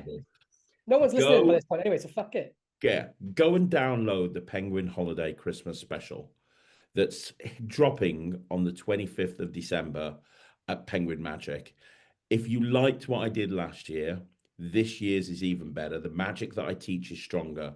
I teach the closer to my cabaret show and give you all the assets that you can download to do it straight away. You've got Carissa Hendricks involved. You've got Eric Tate involved. We've got some other big names who I'm not allowed to talk about. Are you not allowed to say who it is? Well, I mean, fuck it. One of the names is Michael Amar. One of the names is Michael Amar that's involved. They'll kill me for fucking saying that, but fuck it.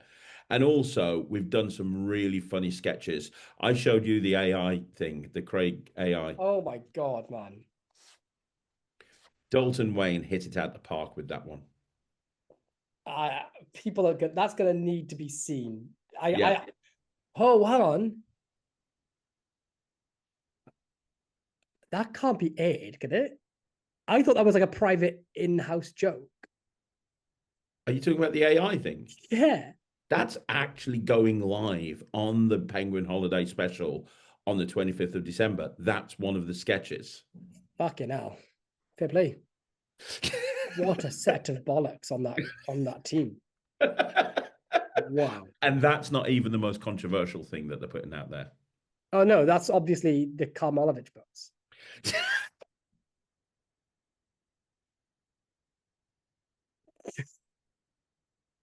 Craig, you can't see, Craig is literally having a little heart attack right now, dying, wheezing like somebody punched a pug up the arse. Oh my God, that's funny. It's free.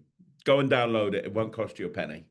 Penguin Magic, 25th of December, the Penguin Holiday Special. It's probably one of the best things I've done from a lecture point of view.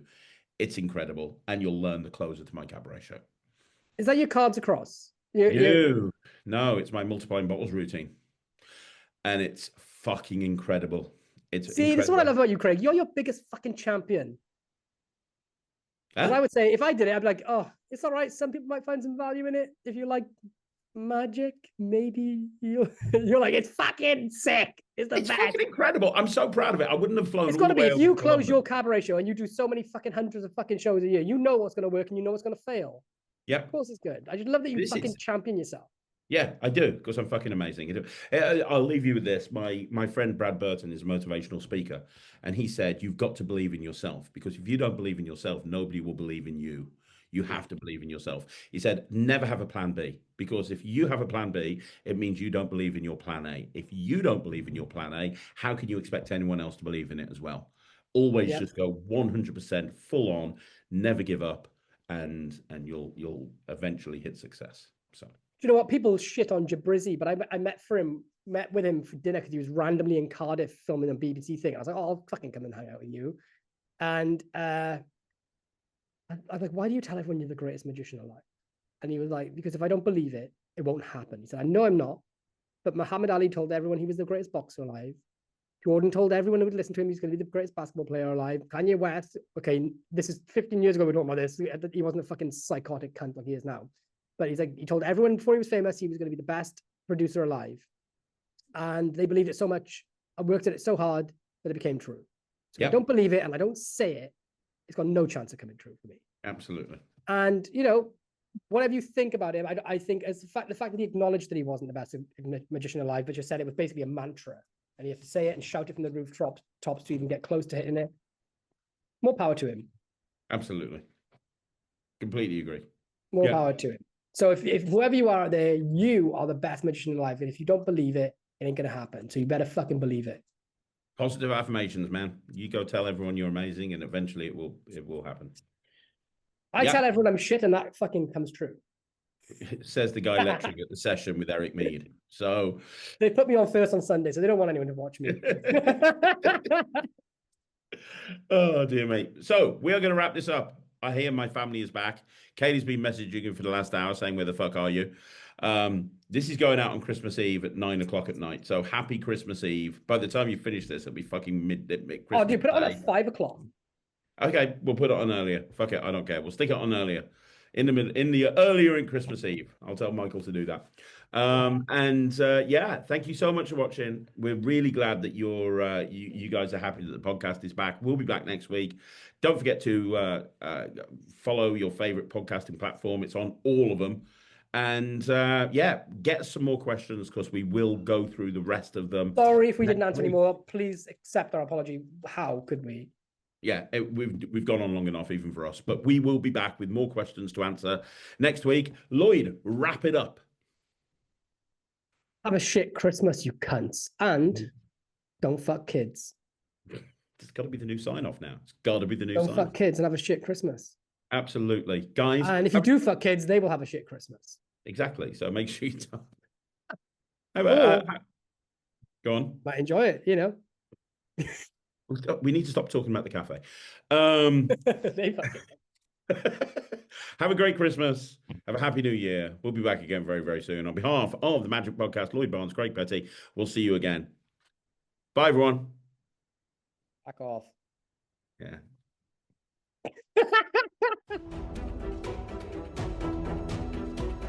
We apologize for disrupting your normal daily schedule. You may now relax, tuck your deck back in, and resume your regular day-to-day life. Remember to subscribe to be notified the moment each new episode goes live every Wednesday. And join our Facebook group to continue the conversation. The link is in the description to this podcast. Thank you for listening to The Magic Podcast.